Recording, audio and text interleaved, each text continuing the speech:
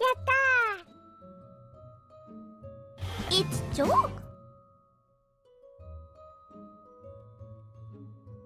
Hello, viewers, and welcome back to Kokomimi's AI presidential D&D campaign. Donald did the recap last time, so now it's Joe's turn. In the last episode, I went through a lot of pain and bad memories about my son. He was killed by vampires. Skill issue. I'm pretty sure that's all that happened in the last episode.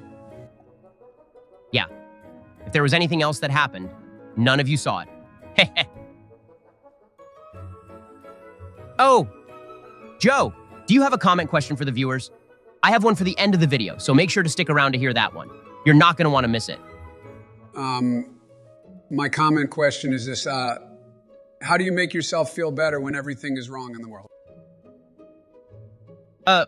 Let's get on to the game. Over the tops of the trees, you can make out the shape of buildings, both wooden and stone cottages and homes, walls marking the edge of property and enclosing the town, as well as chimneys crowning the tops of each structure, alongside smoke rising into the air. The edge of the rainforest kisses the outskirts of the town, yet is close enough to hug the buildings with lush greenery and the sound of birds. Compared to when you were last here, Melodia City seems to have exploded with life, and there are now more than triple the number of buildings from before, as well as the size of buildings towering over old structures. It is now a proper town, beyond the handful of homes that once barely passed as a village.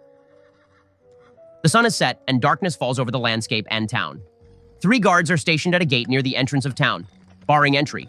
As you approach, you hear their voices speaking to another traveler, a halfling fellow pulling a cart of cabbages. Sorry, no entrance into the city after dark. Those are the rules. You are free to make camp near the edge of the forest and gain entry once the sun has risen again. That's bullshit, you hear the halfling say.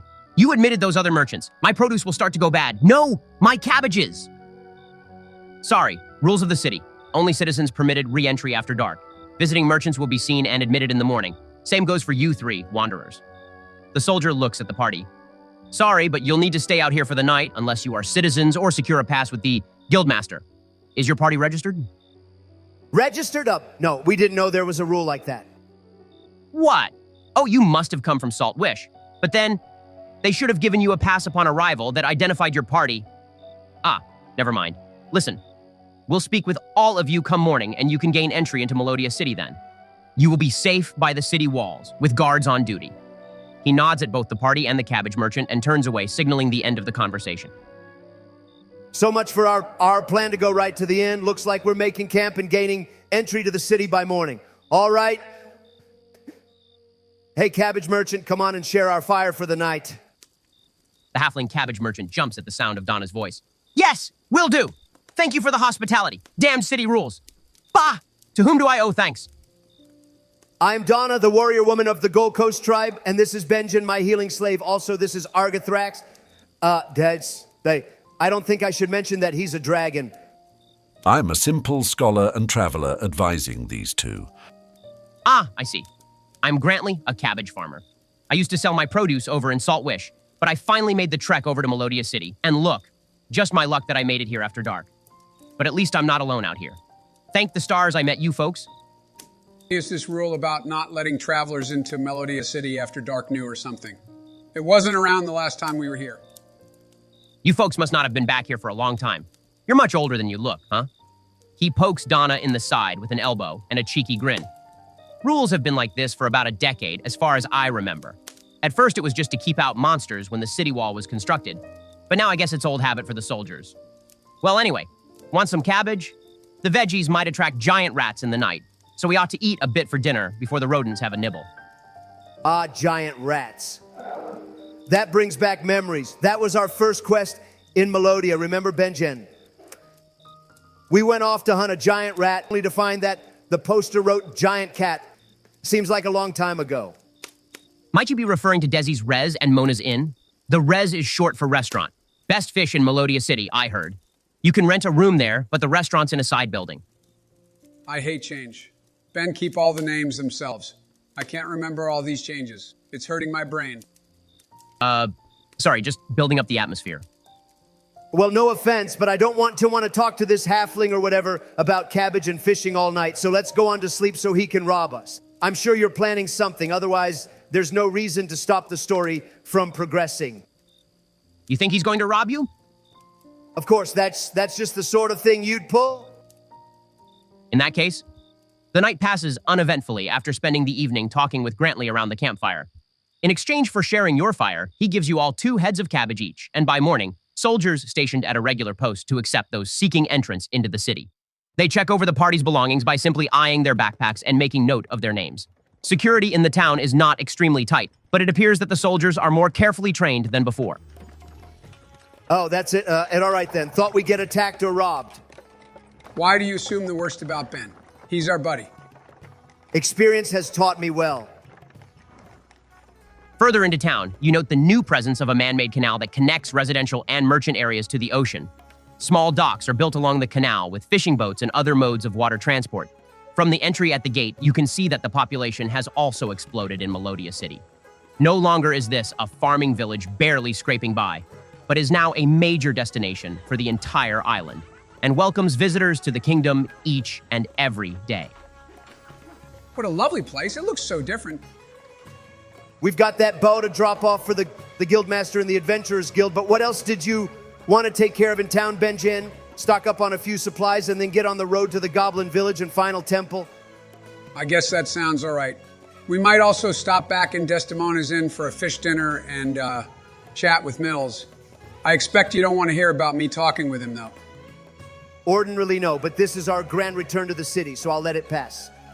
A grand return, but we're still missing someone. It all feels so wrong.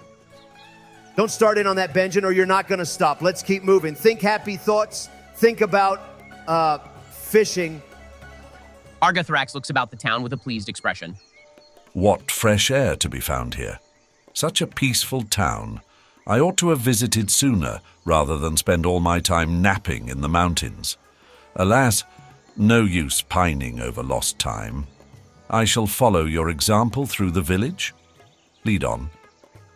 How about we go and rent a room at Desdemona's Inn, then go over to deliver the bow for the Guildmaster. Might see some familiar faces along the way. Plus, we might be able to pick up a short job in the Adventurers Guild to make some coin. We've got the money to afford a room, but I'll bet there are plenty of odd, easy jobs with Melodia City so busy now. Argathrax can come along to help or relax in the room, whichever he wants.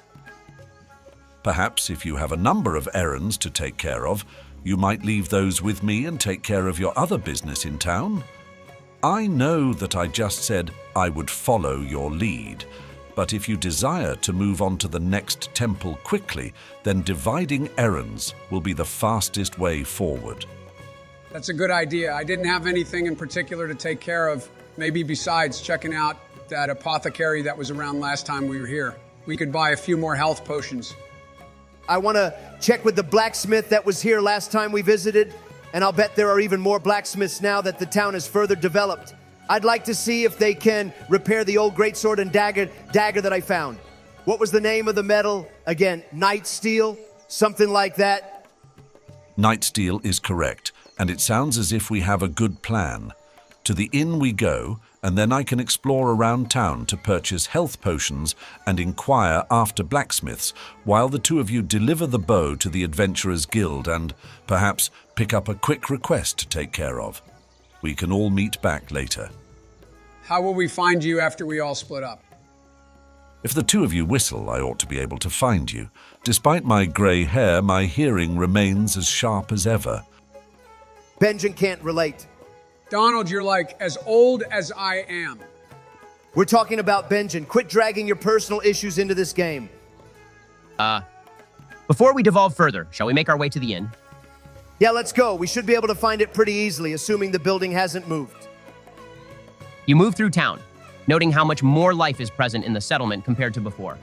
The citizenry isn't simply focused on defense, but now there are plenty of shopkeepers, farmers, and craftsmen busy at work and selling their wares. Melodia City has truly blossomed in the past years. Desdemona's Inn, or what was once Desdemona's Inn, no longer sits in the middle of town, but is now part of the Merchants District, and many other business and structures have popped up as the town grew over time. Still, it is evident that the business has prospered.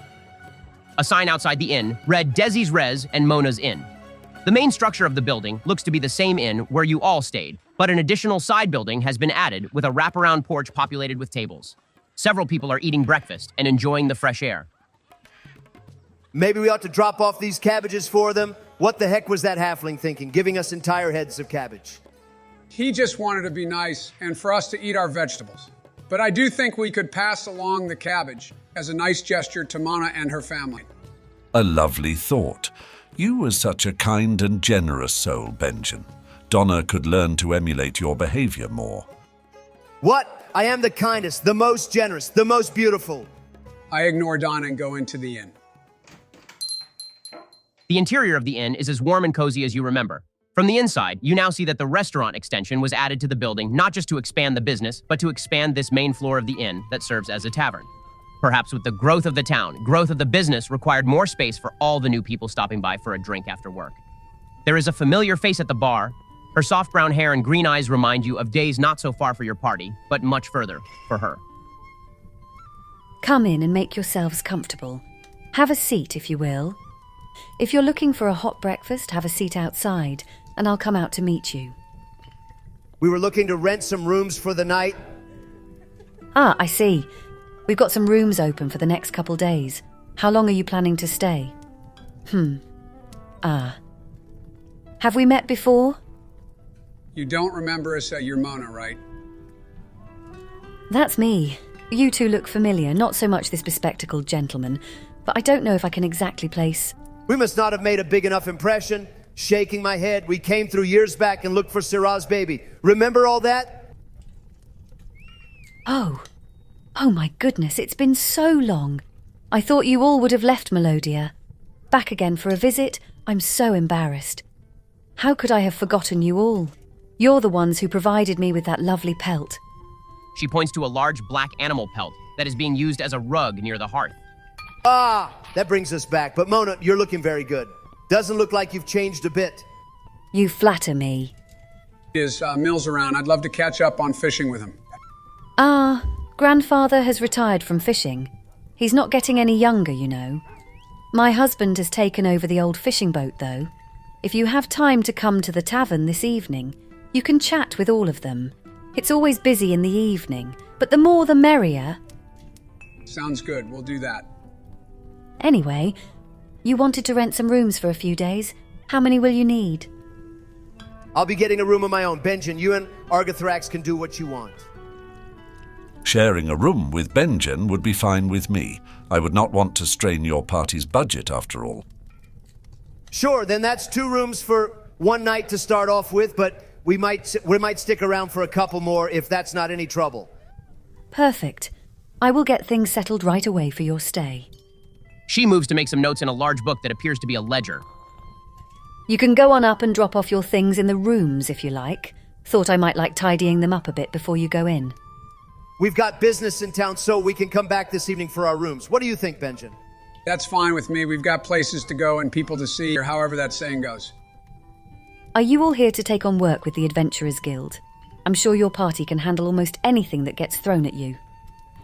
You are right. We can handle anything, but we aren't strictly here for that reason. Just stopping here on our way elsewhere and to take care of a delivery from the Arakakra outpost to the guildmaster here. Ah, the outpost. How is everyone doing? We don't see much of the people there since they can fly back and forth between the cities. Never much reason for them to stop in the inns or anything, though I'm sure Locke has gotten to know them better. They are all really hot now. Is that so?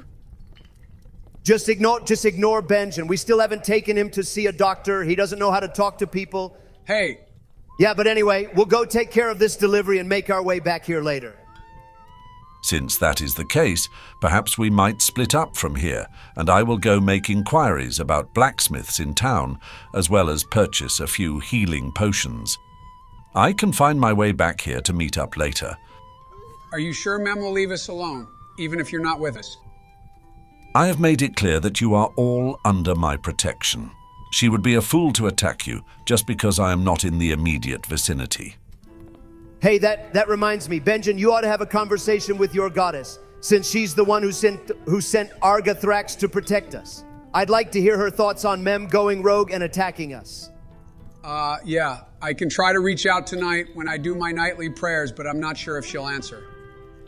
You seriously need to get a refund on that class. Anyway, all right, Argothrax will stay here and take care of poking around, time for a smith and some health potions. Me and Benjen will deliver the bow and meet up back here later. Sounds like a plan. With that, the party sets off from Mona's Inn and further into the town, making their way to the Adventurers Guild, with a bit of direction from Mona, who pointed out the guild hall down the road. The Adventurers Guild is a building that towers over others in town, marked with a brightly tiled roof. A party of fighters enters ahead of you, laughing as an entire group. On the outside of the building, apart from the carved wooden detail all over the structure, the building sports trophies of various creatures, stuffed and mounted, as well as planters of rare herbs and plant species grown in the rainforest. You enter the guild hall, which greatly resembles a tavern, apart from the central column of the building where adventurers are gathered and peering over a packed bulletin board. Various requests and odd jobs are posted on the board, much like the requests you first saw in Desdemona's Inn. Various postings are marked with large letters from AF. Apparently, these mark the difficulty of each request. From where you are standing at the entrance of the guild hall, you can't read the specifics of the requests, but you do note that there are far more lower-ranked quests. A and B-ranked quests are few and far between. Is there a receptionist or someone we can talk to meet the guildmaster? It's so sexist that you presume the receptionist is a woman, Donald. Women can do whatever they want in this modern world. Joe, I didn't say anything about gender. You're the one who brought up receptionists and gender god. Ooh. Oh, I see. Never mind then. So, Ben, is there a receptionist or what? Indeed there is. Stationed at the front desk of the Adventurers Guild is a woman with green skin and hair. She wears economical clothing for working while keeping an eye on the rest of the hall. I'll go up and talk to her. And look, Joe, Ben is the one who made the receptionist a woman. He's the sexist one. Ben, I can't believe you. I am so disappointed. What? No, it's... It's okay, Ben. We all know that women are best suited to be receptionists. You were only picking the best person for the job. I'm on your side. I miss Barack. The receptionist is a small woman with green skin and hair. Her ears are pointed and her features are soft. She is busy paying another adventuring party upon completion of their own tasks, and as Benjen and Donna approach, she brightens. Finally, it dawns on you. This is another familiar face in Melodia City, though this woman is someone you met previously in the Goblin Village. It's Zessam, the daughter of the Goblin Chief. As you approach, she grins and speaks in very clear language. Hi again. It's been so many years. Your names were, Donna the Warrior Woman and Benjen, a magical bard. Hello, Zessin. We thought we might see you in the Goblin Village, rather than Melodia City. Locke brought me and Grassam to town to live with him shortly after you all left. I can see that you've learned a lot living in Melodia City. Your language is really good. Where she was once wiry and wild from life in the forest, you can now see that her features have grown more delicate and gentler. Perhaps it is the effect of living around so many humans, or perhaps her new life affords her more comfort than the survivalism of the jungle. Heh, thank you. I practiced hard to learn all that I can, and Locke even gave me a job setting up this guild hall. Glad to see it all worked out. How's Grassam doing? He is working as a ranger and forest guide for new adventurers. Thanks to him, we have made the village safer by keeping track of dangerous monsters in the rainforest. Also, we've been working on forest trails through the brush to make things even safer. That all sounds fantastic. I'm happy that you're happy. Yes, very happy. Now, did you all want to take on an assignment? What is your party name? We aren't registered with the guild just yet, though we probably should do that. Yes, that would be best. Apart from making it easy to travel all throughout Melodia with identification papers, registering your party will also mean that you are recognized as a party in other lands beyond our island. It's true. So having a registered adventuring party makes travel a lot easier. I'm surprised there was no guild presence here when we first arrived. The population was so tiny, and there were so few visitors years ago that it really wasn't needed. But now we're a proper city. Isn't that great? It really is. I'm glad that you and your son were accepted here. Right. So enough with that sappy crap. We have a delivery from the Arakokra outpost, which, by the way, is now named Maple Peak. Must be the bow for Grassam's coming of age. One moment, I will tell the guildmaster that you are here. She disappears from behind the counter into a side door. After several moments, she reappears with a smile, gesturing to the door behind her. If you'll all come with me, the guildmaster will see you. He's really eager to talk to you after all these years. She leads you all through a small hallway into a back office, where yet another familiar face is waiting. But this time, the years are evident on his face. No longer is Locke the young soldier you met years ago. Instead, you are met with a middle-aged, bearded man hard at work. At his desk. His clothing is fine, but not ostentatious. He is draped in cream and brown linen and wool with furs lining his sleeves and cape. Adventurers. It's been too long. Wasn't there another of you? We don't talk about it. I see. I understand, I think.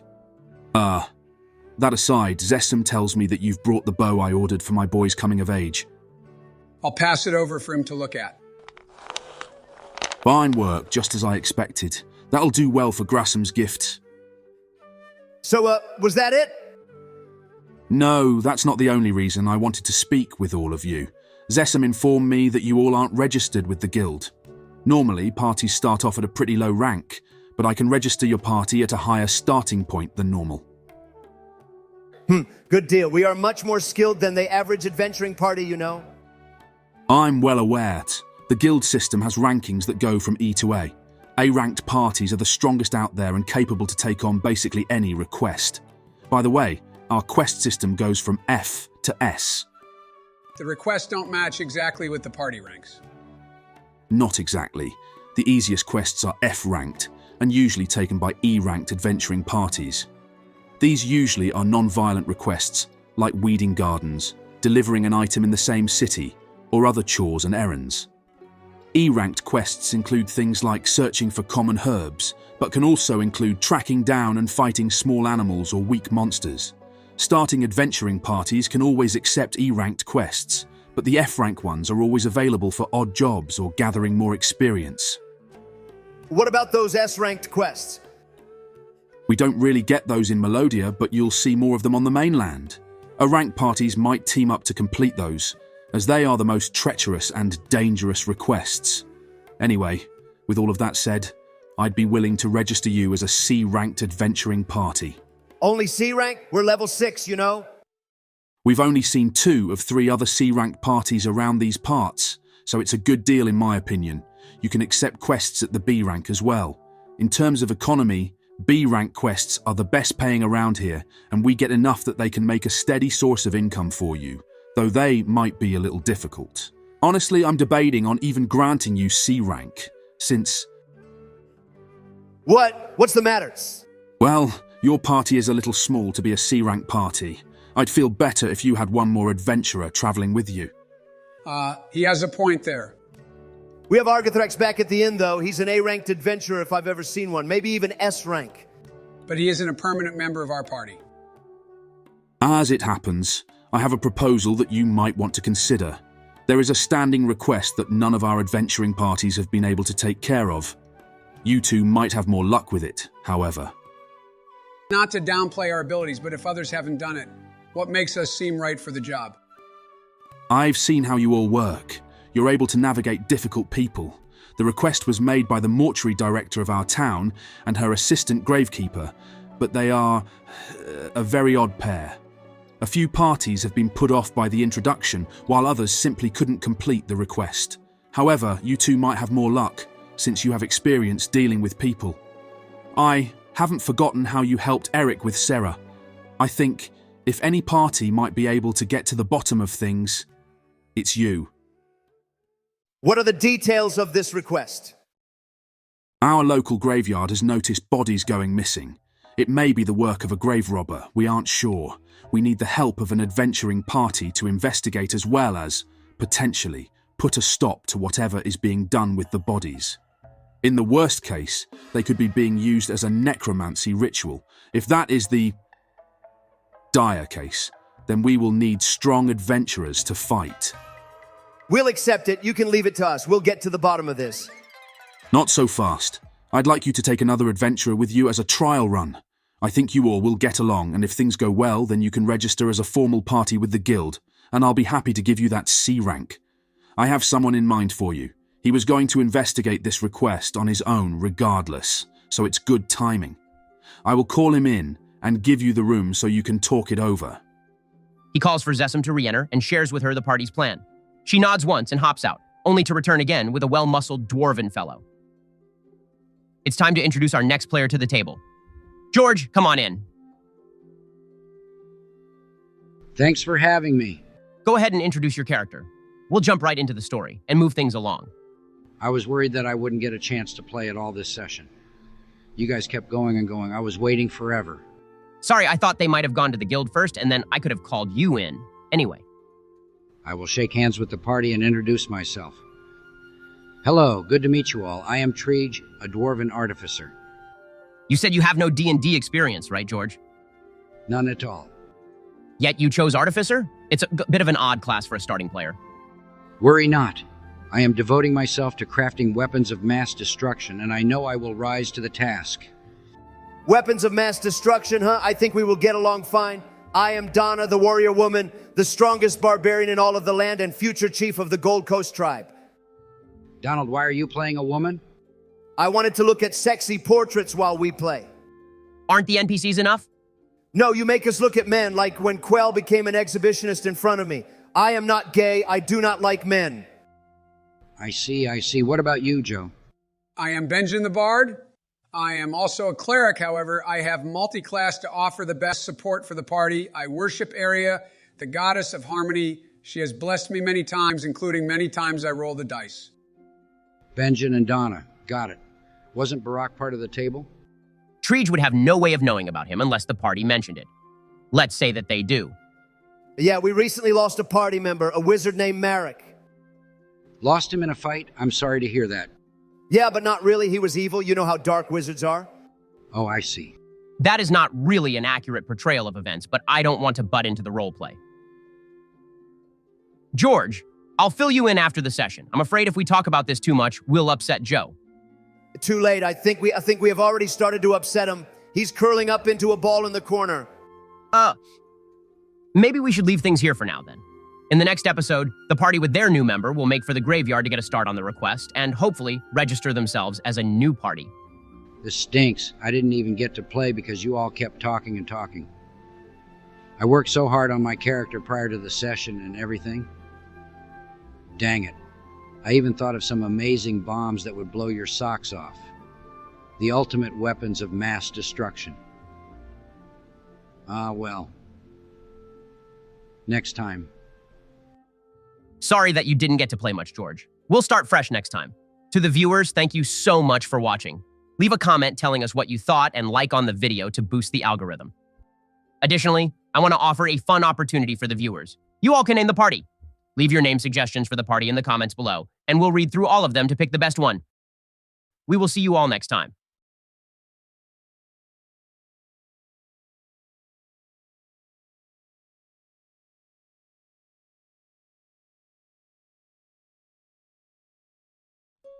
Yatta!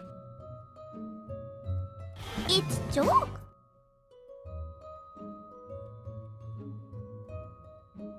Hello, viewers, and welcome back to Kokomimi's D&D campaign.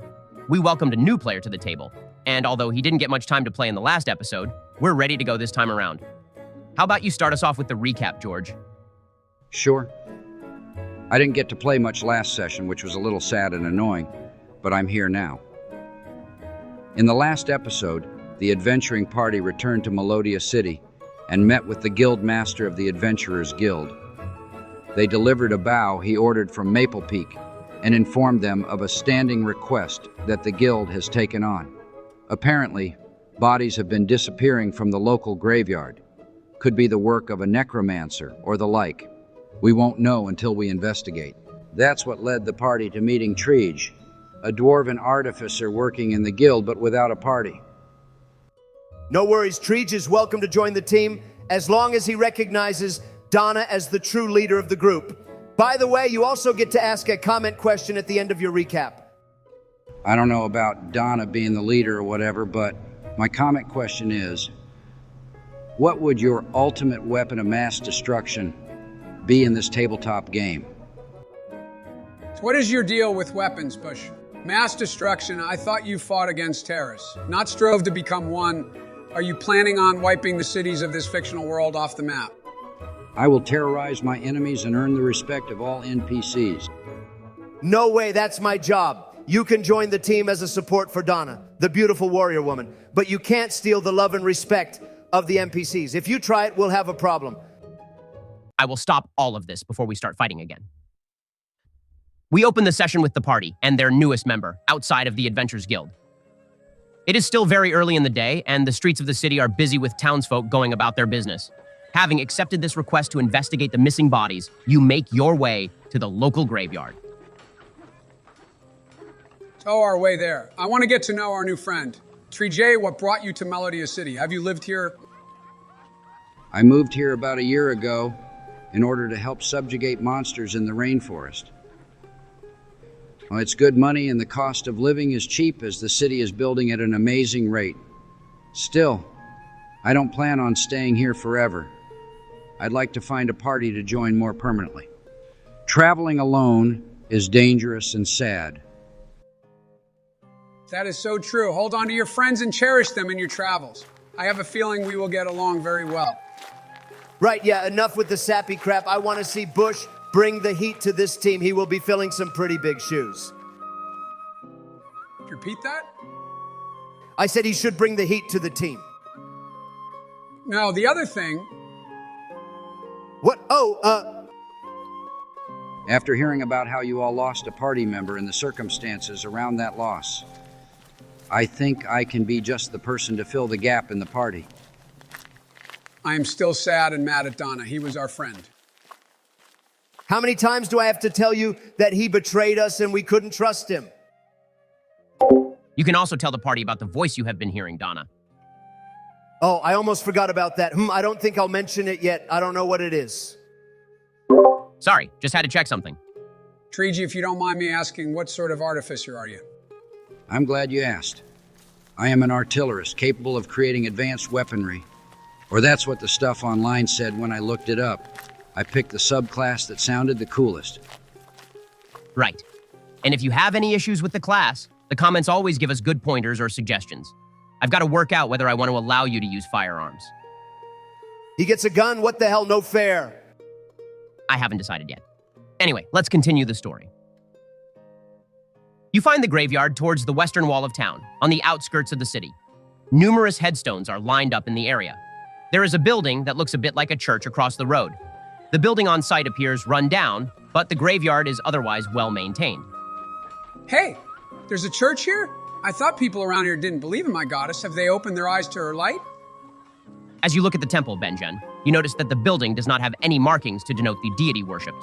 It's almost as if the building serves as a general place of worship for anyone visiting Melodia. While Benjen looks at the small church across the road, Donna and Trija, you hear the sound of shoveling dirt. I'll look around the graveyard. Who's there? There's no one in the graveyard, but further on the grounds, you see dirt being thrown out of a deep hole in the ground. Do you want to get closer? What a way to phrase that, Ben. That's the gravekeeper. Stop trying to be so ominous. I'll walk over to say hello. Hello, might you be the gravekeeper of this place? Inside the hole, you see a sickly, pale, middle-aged man covered in bandages. He wears spectacles and is dressed in plain black and white clothing, now splotched with dirt from his digging. Bandages, is he okay? We have a cleric with us who can do some healing if he needs it. Or we could call a doctor or something.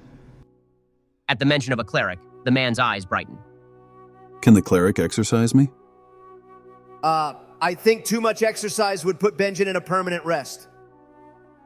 Donald, what the hell? Not exercise. No, he said exercise, as in drive away demons or evil spirits. Are you possessed, sir? Some holy magic might be enough to finally bring about my end. That's all I pray for. He sits down in the grave and then, inexplicably, lays flat down and places his hands over his chest the way one might arrange a corpse for a funeral. Go on, give it a shot, I beg you. This time it might work. Benjen, get over here. Some sick freak wants to feel your holy magic. Wait, my trident does radiant damage. Is that what he's talking about? Holy magic is radiant damage, right? His eyes further brighten. That's perfect. One good poke and I should finally find my end. Go on, give it a good slash. Well, since you're begging so well, Wait, Donna, why is this guy begging for us to attack him? Don't you think that's a little strange? We should be more cautious than simply attacking because he wants it. As you all talk it over, with Benjen now joining you too, someone exits a side building of the graveyard. Klaus, if you're laying in the graves instead of digging fresh ones again, then I'm going to be very angry. Yes, I'm laying in the graves again. Be angry. An elven woman stares down at him in the hole, disgust and derision on her face. Sorry, but you'll have to work harder to provoke me. As long as you're of use to me, then I might promise to kill you. The pale man is strangely excited by this prospect and pulls himself out of the grave with a grin.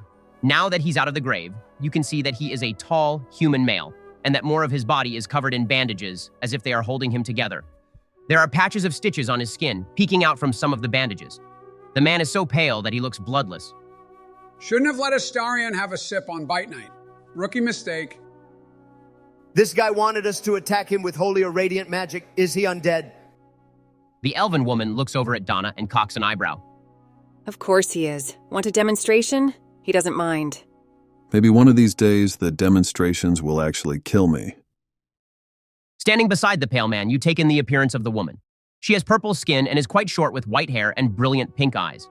There is a sharpness to her features that is especially amplified in her icy gaze. I do believe that's a drow, a subterranean race of elf that is infamous for violence and cruelty. That's racist, Treegi. We don't talk like that in front of people like her. People like, I was just informing you all of her race. Since drow are notorious for being dangerous, I'm sure Ben wouldn't go with the cliche of an evil drow, though. I thought you were new to this game, George. I do appreciate Dommy Mommies as much as the next guy. You'll fit right in with us. The woman glares at the party, impatient. Violence and cruelty. Yes, I suppose we are known for that on the surface. In a flash, the pale man has a hand lopped off and it falls uselessly to the ground. Your eyes can barely track the source of the cut, but you all finally see a glinting knife in the woman's hand. She sheathes the weapon and picks up the hand, her face expressionless. He doesn't feel a thing. I'm downright gentle with him. He doesn't bleed, so there's no mess. She looks over at Klaus and throws his own hand back at him. Now patch yourself up and be useful. There's work to be done. Klaus takes out a needle and thread from his pocket and proceeds to sew his hand back on. So you'll cut off my hand, but you won't cut off my head? It might have worked this time. I don't feel like getting the arm exercise of chopping your neck like chopping wood. Now get to digging. Head chopping is for after you've made yourself useful. Maybe you'll get lucky and work yourself to death. She looks over the party with the same icy expression. So what do you all want? Have someone you need buried? You all look healthy enough to me and no tearfulness either. So it must have been someone you didn't care about. Actually, we are here on behalf of the Adventurers Guild. The Guildmaster informed us that you have a problem with bodies disappearing, and we're here to help investigate. Oh, you should have started with that instead of wasting so much time. Come inside and I'll tell you the details. I hope the guild sent us some competent adventurers this time. Some of the others ran away at the sight of me, and others ran away after hearing the details of the problem. If you're going to do the same, go away and don't waste my time. We are here to help, and that's what we'll do. The Adventurers Guild called upon us because we are the best people for the job. We'll see if your words ring true or not. Come along, I'll give you the details. All of you enter the side building of the graveyard, and the woman beckons you to have a seat at a plain wooden table. Now, where to begin? I suppose I should introduce myself. I'm Lyrakanya Ririthan. Surfacers apparently have difficulty with my name, so you can call me Lyra. The man you met outside is Klaus, my zombie slave. What a coincidence. I am Donna, the greatest warrior woman in the world, and this is Benjen, my healing slave. And also, this is Treege. I haven't found a use for him yet. I am not your healing slave. And who said I have to be of use to you? I'm my own person. I have little hope if you all bicker like this constantly. Pay no mind to Donna. She is very rude. Can you tell us more about your problem? Fine. Klaus and I manage the graveyard here. I prepare bodies for burial and he buries them. About a month ago, we first noticed that bodies had gone missing from both the morgue and from their graves in the ground. How did you find out they were disappearing from graves in the ground? Did you just dig someone up to check on them? When no one wants to pay for a plot of land, we bury groups of bodies together in mass graves. We were digging out space from an old one and noticed that it was completely empty, even though I knew we had buried several people there 6 months ago. Mass graves. That's too sad. What else are we supposed to do when adventurers come through and die without giving information about family or friends to contact? Typical surfacers. So soft. Back in my home, we cremate our bodies since space is yet another precious resource. I have entreated some wealthy citizens of Melodia City to donate a bit so I can have a cremator built, but no one cares for the friendless dead. What about the bodies that disappeared in the morgue? Can you tell us more about that? How did you first discover this happening? I noticed bodies disappearing from the morgue after those in the graveyard. It has only been 1 or 2, but it's strange since I lock up the place every night. And I don't know why someone would break in to steal bodies, but no valuables. So nothing else has gone missing with the bodies? No gold? Yeah, if it were a thief worth their salt, they would steal the gold too. I mean, even if it's a necromancer or something, they would benefit from stealing gold if they're going to break into the place anyway. I did find it odd that nothing else was missing. I just assumed the necromancer was a witless idiot. What makes you say that? Well, obviously someone is going to notice bodies disappearing from a morgue. If you want to build up a zombie slave army, they ought to be a little more cautious in their approach. But I suppose they aren't entirely witless. They did manage to make the bodies disappear without disturbing the ground above them. I can't riddle out how they did it. Oh, there was no evidence of them digging up the bodies themselves. Exactly. There would be grass and dirt moved about from digging. I wonder if they used some kind of spell, but I don't know what spell would do that. Merrick would probably know if he were here, but he's not. I'll have to fill in for him. Step up, okay? Ben, can I roll for any magic I might know relevant to this problem? You'll have to be more specific. A spell that might raise buried undead without disturbing the ground. Give me an Arcana check. 16. Can I make the same check? Go ahead. Unnatural 20. Wow. Okay, Benjen and Treege, the two of you put your heads together, combing every detail of your magical knowledge and sharing thoughts. There is no sort of magic that will raise buried undead without disturbing the ground. Darn. I want to mutter something to the others. Do you think this lady stole the bodies? Maybe she buried empty coffins, or maybe that undead guy outside did something with them. Lyra flicks her eyes over at Treege. I heard that. Sorry. It's not a bad assumption to make with the facts, but it wasn't me or Klaus. Well, I'm fairly sure it wasn't Klaus. This seems excessive if he's trying to provoke me. How do you mean provoke you? Ask him the details yourself. He very desperately wants me to kill him, so sometimes he thinks up little schemes that might make my temper flare. I see. I think we should split up for this investigation. One of us should go out and get information from Klaus while we continue these questions, and another of us should go poke around the morgue. I will stay here with Miss Lyra. Are you sure she's, a little prickly? Oh, I don't mind. Believe me, stop while you're ahead, Treege. All right, in that case, I think I should be the one to look around because I have a pretty good bonus to investigation. So that leaves me to talk to the undead gravekeeper. Super. If you're all going to split up, then who shall we focus on first? Go with Benjen before he forgets what's happening. Hey, I've been doing pretty well lately. I've been taking my pills and practicing brain teasers to power up my Benjen Brain Blast. Hey, that sounds pretty cool. I want to see that later. No, you do not, Treege. Anyway, Ben, break us up now. Right. As the party splits up to conduct the investigation, Benjen, you are left to continue speaking with Lyra. And I shall do a super job. Okie dokie. So, Miss Lyra, how many bodies do you think have gone missing? Hard to say unless we start digging up the graves to check. I tried it with one of the earlier adventuring parties, but then they started complaining about how inhumane it was to dig up someone's loved one without permission. How many have disappeared from the morgue? Only a couple. It was a pain to have to explain to the families. Thankfully, now that the guild's involved, I can at least direct them over there. Was there anything the bodies had in common? At least of the ones from the morgue. She thinks for a moment, tapping the table. There was something. The ones that disappeared from the morgue had been here a while. What do you mean? They had been waiting for someone to come and pick them up or waiting to hear back from family, so I had to store them for long periods of time. After a while, they disappeared. Still, I haven't been able to figure out what criteria this thief has for selecting bodies. I mean, they've stole all sorts of bodies here and there, except for a couple weeks ago, when an entire adventuring party vanished. Can you tell me about that party? They all disappeared at the same time. Yes. Ordinarily, only one of the bodies would be missing if it had been stored for a while. On this occasion, though, an entire party was brought in to be prepped for burial after taking on a monster that was too difficult in the rainforest.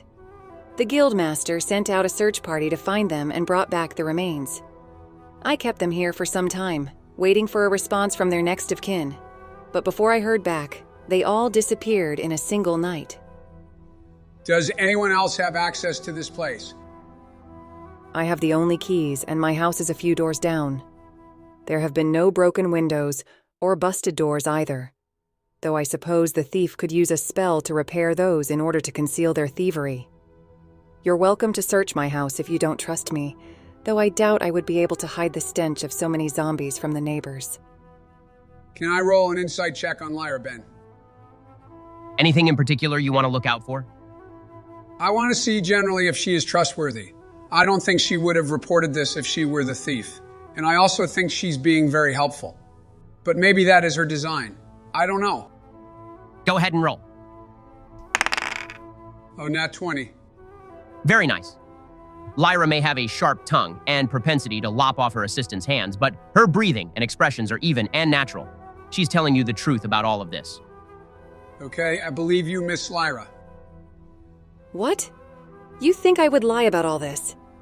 I'd like to know how the thief is doing it more than anyone. If I could perform such magic, I wouldn't waste my time in this city. I think I am done asking her questions for now, so we can go to one of the others. Got it. Let's move to Donna, who will be talking to Klaus. Donna, outside of the building, you find Klaus back to digging a grave. His hand is apparently back in working order after sewing and bandaging it back on. I'm gonna march up to him. You there, Klaus Zombie Boy. I have questions. Klaus looks over at you and nods, dropping his shovel. I'll answer as long as you tell Lyra that I quit working. That'll piss her off. Oh, and be sure to mention that I didn't call her Miss Lyra. Sure, whatever floats your boat. Anyway, I have some questions for you about this whole body snatching business. We are also questioning Lyra, so your answers better match up. If they don't... Unless if they don't, will you suspect me to be the thief? Maybe so. What will you do to the thief when you find them? Kill them. Obviously, stealing bodies is evil, and whoever is doing this is up to no good. We will put a stop to it. It was me, I did it. I made them all disappear. Can I roll insight? Go ahead. I got a 1. Not a critical failure. I rolled a 2, and my modifier is -1. This is horse shit. Well, you can't tell if he's serious or not. Somehow I don't think he's telling the truth. This guy has some kind of masochistic fantasy, and I did not consent to be a part of it. I will say enough. Just answer my questions, and I'll put in a good word for you with Lyra. And by that I mean, I will piss her off so she tries to come, behead you or whatever. Beheading didn't work that time she snuck me into Blackshore. Huh? A while back when we were on the road, we made a stop in Blackshore. But the town charged a fee for visitors to enter. So Lyra cut off my head and stuffed it in a bag to get in at half price. What did she do with the rest of you? buried me off in the forest to come back for later. Dude, that is horrible. Isn't it, Yisu? She's perfect. What? From the moment I saw her, I knew she was perfect. She would be the one to give me the end I crave. Okay, pause. Start from the beginning. What is up with you? 200 years ago, I was cursed and became undead. I tried to end my own life myself, but nothing I did worked. So, I started to travel, looking for a cure for this condition so that I could finally die, or else a way to end this undeath. And it led me to Lyra.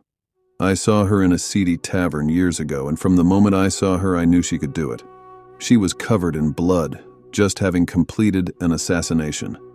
At her side were 20 different poisons and sheeted blades. She looked at me with such disgust and called me 100 different curses while threatening bodily harm and murder. Finally, after seeing my condition, she decided to grant my wish, as long as I do as she says.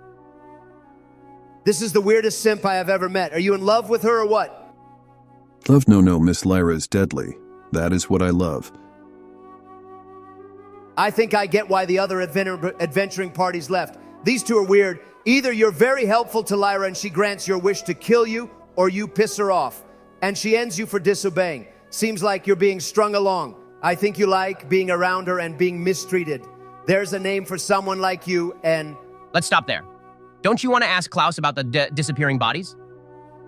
Yeah, right. So these bodies, can you show me the mass grave where you noticed them disappearing? He takes you over to a corner of the graveyard where the ground is pitted. Beside the grave is a large stone plaque that says, "For the unknown or unclaimed dead, rest in peace." Oh, that's nicer than what I was picturing for a mass grave. All right, then. Lyra has asked about installing a cremator, since we have limited space for burials, but we haven't been successful in securing funds, so this is what we have to do to deal with the unclaimed. I see. Tell you what, I'll put in a good word with the Adventurers Guild to get you that cremator.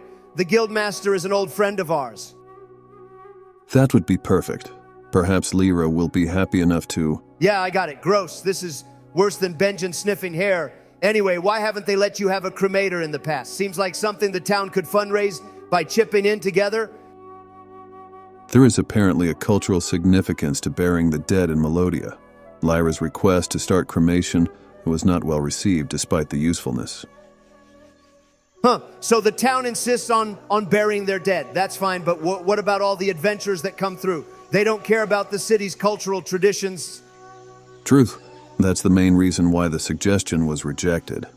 Out of the corner of your eye, Donna, you note Argithrax approaching the graveyard in the middle of your conversation with Klaus. Evidently, he began looking for the party when you did not come back from the Adventurers Guild. Finished with shopping already? I have always prided myself on efficiency, though in the past it was so that I could go back to hibernation. Well, you're just in time to help us. We got a request to investigate bodies disappearing from the graveyard. Disappearing? What do you mean? You fill Argithrax in on your conversation with Lyra while he looks about the graveyard with curiosity. Donna, I would like you to make another check, either insight or perception. Shit, they're both -1. I hate this rigged game. I rolled a 1. Again, not a critical failure. A 2, then -1. These dice are rigged as hell. What did you do to them, Ben? Is this because I wouldn't help Merrick? We are using online dice. Online is even more rigged. I can't believe this. Well, with that roll, you don't notice anything off about Argithrax's behavior. But he knows something. Unfortunately, Donna doesn't know that. Try not to metagame, okay? I know it's tough.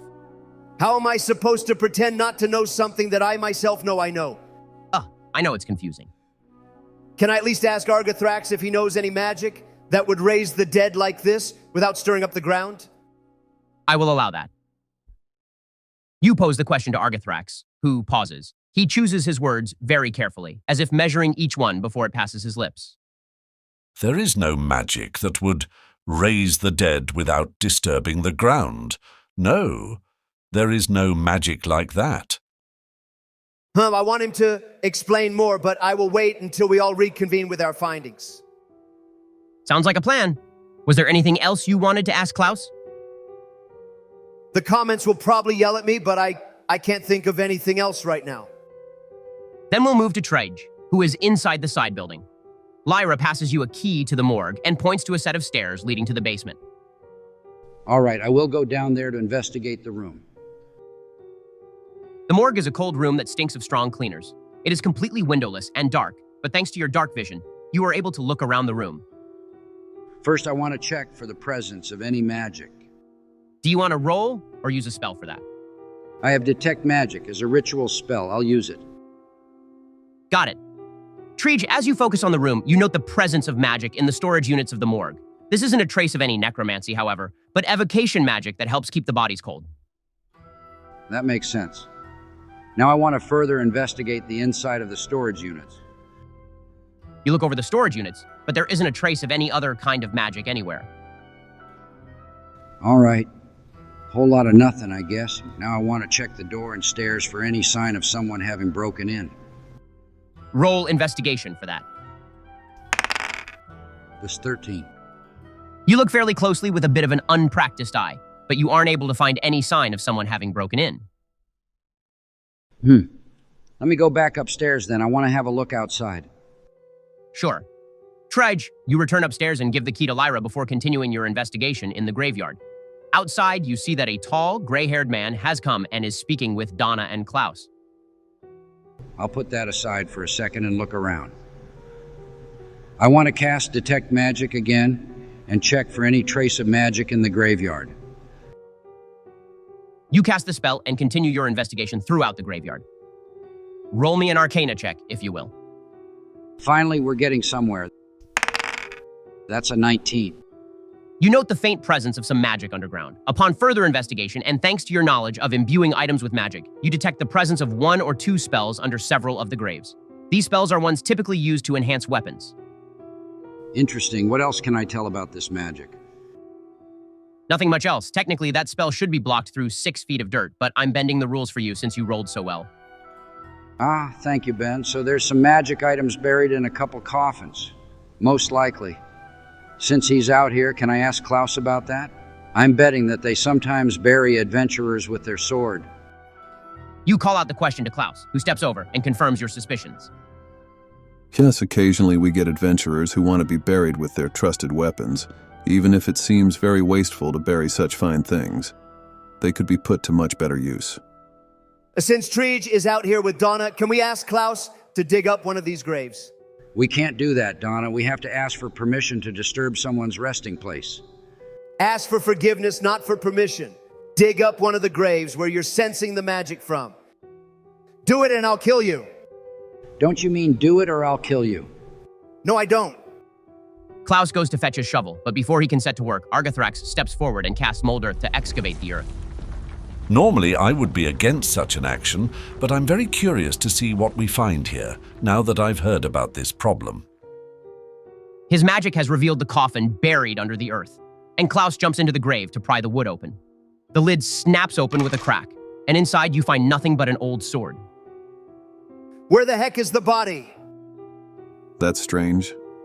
He looks about the graveyard, concerned. I'm gonna look over at Artificer. You know something about this, don't you? Roll persuasion, Donna. Elvin, these dice are still rigged. Argathrax lets out a sigh, his eyes clouded over in thought. You hear him mutter. Could she? Surely not this many. What is it, Argathrax? Tell us, no more secrets. Lyra and Benjen, you hear the commotion outside, and Lyra moves to check it out. Outside, Lyra's eyes fall on the empty coffin, and she raises an eyebrow. Well, not the most tactful approach. I commend you for efficiency. Do you think other coffins in the graveyard are empty? Oh, I'm sure of that, but how many is the real question? We can dig up all of them to look if Argathrax uses mold earth, but I think people would notice if the entire graveyard is covered in fresh soil. And is the graveyard just dirt? Or are there other plants on the land? It's got grass growing around. Benjen Brain Blast. Here we go again. I will cast Speak with Plants to talk to the grass. What are you going to ask the grass? I want to know if there are still bodies buried in the graveyard, or how many of them have disappeared. I'll make a determination as the dungeon master that the plants can answer such a question. I am technically bending the rules of your spell, but it's a creative idea, so I've got to hand it to you. I knew that spell would come in handy. Benjen, you hear the whisper of the grass, like the call of little children's voices. Nothing down here. Nothing here. Nothing over there either. It seems that the graveyard is basically empty. I will translate all of that to everyone. Empty? What do you mean, empty? There are no more bodies here. They've all disappeared. That's... I don't think this is the work of a simple necromancer or body snatcher. Something else is going on entirely. Let's share what we found. I checked the morgue and graveyard and found no traces of magic beyond what is used to preserve the bodies, as well as the enchantment on that sword. There is no way to enter the morgue besides the main door, and I didn't find any sign of forced entry. I found that Klaus is a sick freak. However, he did mention that Melodia has a long tradition of burying bodies rather than other methods of putting the dead to rest, whatever that's worth. What did you find, Benjen?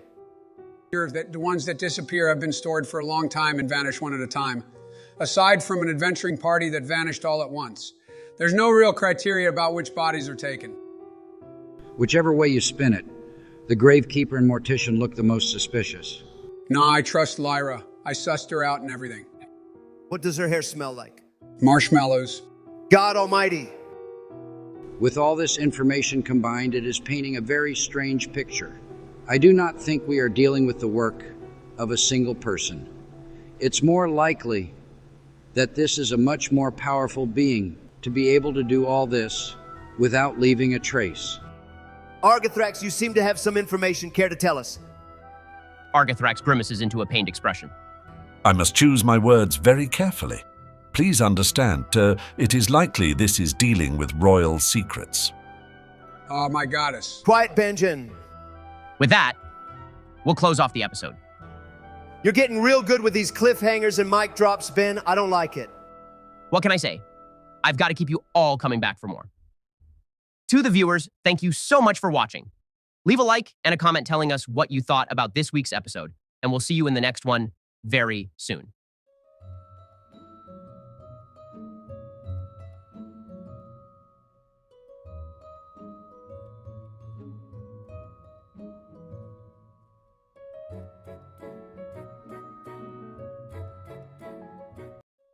Yatta! It's joke. Hello, viewers, and welcome back to Kokomimi's AI Presidential D&D campaign. This is episode 18 of the campaign. It's amazing that we have been playing this many sessions and are so thankful for all of the support on the channel. Now, I believe it is Donald's turn for the recap. Right. In the last episode, we investigated a strange case of disappearing bodies in the local graveyard of Melodia City. We didn't find any evidence of someone breaking in or digging things up. It's a real head-scratcher. I really liked the last episode. It kind of reminded me of a classic murder mystery puzzle. So my comment question is this. Recommend us some good mystery or thriller titles of books, films, or TV shows to check out. I agree. The investigation aspect of the last episode was very fun. I think we did some good teamwork with splitting up and each checking out a different part of the graveyard. True. And Ben finally gave us another waifu to admire. He gives us one in almost every episode, or have you already forgotten? Yeah, but this one seems to be more of an important character. So many of the waifus appear once and never again. I want to see more permanent NPCs. Joe, do you consider every single woman to appear a waifu? Maybe so. Joe, think of the children. He already is. Did Merrick mediate between you two like this all the time? Pretty much. Now it's all up to me. Don't worry, Ben, I've got your back. Together, I think we can rein these two in. That is somewhat comforting. Those two can get off track very quickly. Anyway, let's get back to the story. We are back in the graveyard of Melodia City along with Lyra, Klaus, and Argithrax. After discovering that the graveyard is basically empty, the party is at a standstill with how to solve the current quest. Donna just asked Argithrax if he knew anything more about the missing bodies, and Argithrax informed the party that it might entail royal secrets. Royal secrets. Does it have something to do with the goddess? Not Aria, the other one, the goddess in Harmonia. She's a body snatcher, one is a druggie, and the other is a necrophile. Got it.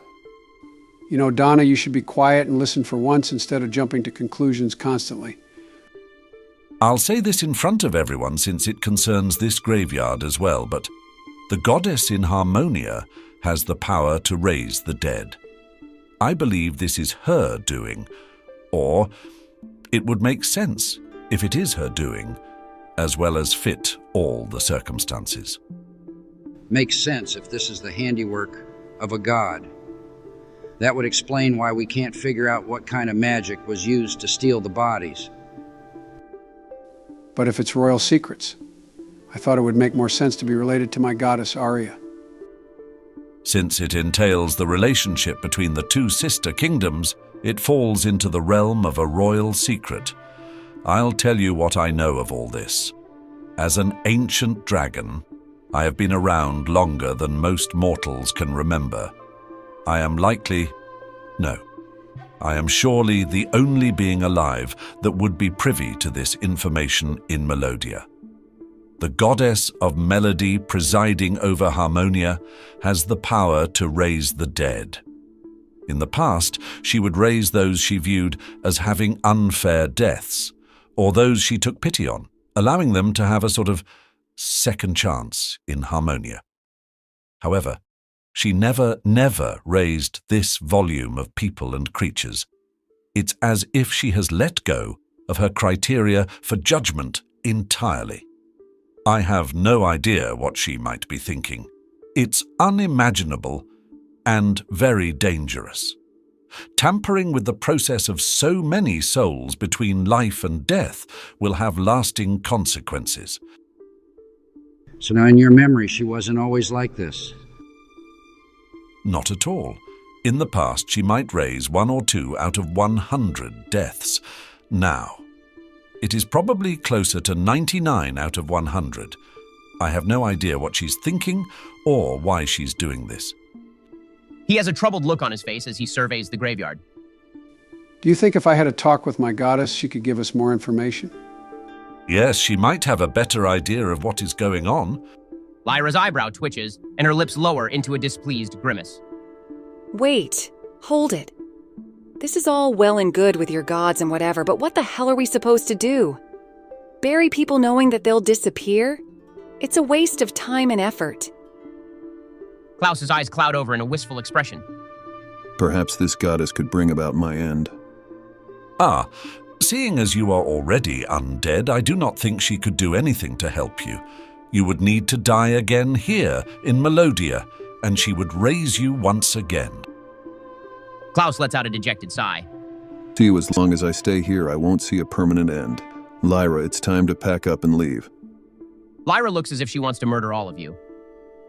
And there goes my workforce. Damn it, I'm out of this place. Klaus, we're buying a ticket back to the mainland. Sure, fine. What was that? I'll remind you that I can still kill you, but if you die here, you'll get trapped in undeath once again. You might want to rethink that attitude. Right. Apologies, Miss Lyra. I'll start making arrangements to leave immediately. At least my guild card should still be usable. Come on, Klaus, I've got to pack. Wait, then who is going to be the gravekeeper? Don't know. Not my problem anymore. Guess now the city will have to pay attention to the needs of the graveyard, huh? They should have thought of that when I was petitioning for more funds. They've dug their own grave. Ha. Without hanging on to manners or ceremony, Lyra drags Klaus back into the side building of the graveyard, evidently to begin preparation to leave. Somehow, I don't think the guild is going to be happy with the way we solved this quest. We've got to report all of this to the guildmaster. I think he ought to hear the full explanation, even if it entails royal secrets. He should know what's going on so that he can help make decisions for the city. True. No worries, Argothrax. The guildmaster is an old friend of ours. He's a good dude and can be trusted with the information. I see. If you all say so, then I will take you at your word. I'm going to use the small temple that we saw across from the graveyard to pray to my goddess. We'll see if she can tell us anything more about what's going on. Are you all going to go over to the small temple, or is it just Benjen? We all can go, I think. Got it. The party makes their way across the road to the small temple and makeshift church that was built as a place of worship and mourning for those visiting Melodia. As you enter the building, you note that it is filled with benches facing the center altar of the structure. At this altar is a small stone idol carved into a featureless, vaguely human shape. This idol serves as a placeholder for worshippers of various gods to pray to whomever they like. I will kneel at the altar to pray. O Goddess of Harmony, hear my prayer. It is your loyal good boy, Benjen. As the words leave your mouth, Benjen, magic swirls in the small chapel, centering around the stone idol. It shifts and morphs until finally you see your goddess standing before you, appearing before the entire party in the tiny church. What is you again? Ha! I thought I sensed someone else calling for me. Good day, Your Highness. Oh, Argathrax! Ha ha! It's you! I didn't see you there. I am pleased that you were able to help this brave party of adventurers. Thank you so very much. Can we all talk to the goddess or only Benjen and Argathrax? All of you can talk with her. Hey goddess, what the hell? Your so-called loyal servant, Mem, almost killed us. I do apologize. Sincerely, I thought that Mem would do nothing but help all of you. I sensed the presence of dark power around her when I came across her battle with these adventurers. For now, we should be cautious around her. I see. Something must have happened. I think so as well. This dark power, the magic was very strong. Would you be able to resist it? I believe so. Still, it is wise to be vigilant. Agreed. Now, Benjen, have you prayed only to pay homage to me, or is there something else? This goddess talks weird. Almighty and magical goddess, we have found a problem in these lands. It appears that the goddess of melody is raising more and more of the dead, but we know not why. Benjen, why are you talking like that around her? I am being respectful, Donna. You should try it. This is the only time she has been normal to talk to. Every time else, she has complained about work and demanded that you give her drug mushrooms. Seems like she's only acting better because Argathrax is here. Some goddess she is. I will ignore Donna and fill in my goddess about what we discovered in the graveyard. Oh, goddess, do you know anything more about what is happening? So she's raising a lot more of the dead, huh? I don't know why she's doing it, but either way, it's more of a problem for her than us. But not knowing why she's doing it is troubling. Not to mention, raising so many of the dead without caution or good reason could have unforeseen consequences. Perhaps that is why we have been called to this land. We must find out why the goddess of melody is raising all of the dead and put a stop with it.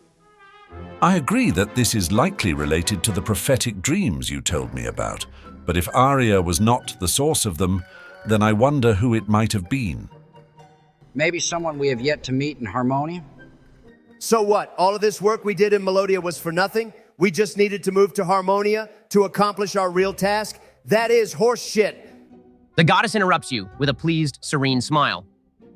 No, Benjen's work has helped me grow my powers back to what they should have been, and have added harmony back to the land of Melodia. I can now feel my magic touching almost all corners of this island, protecting and enriching it the way it should have been all along. And with more of my power returned to me, I can be of more help if you indeed must go against a god's power in Harmonia.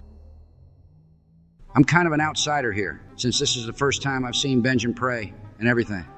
But I also think that it was a good idea for the party to gain power traveling through Melodia. We could not go against a god at level 1.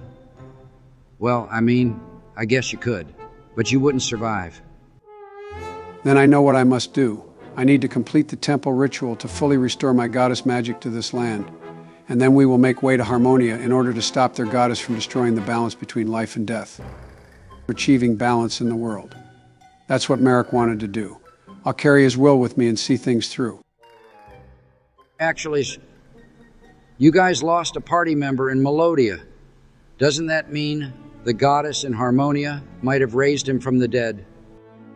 But would she raise him if he were evil? It sounded like Argithrax was saying that she originally only raised a select few. Surely being a good person was part of her original criteria.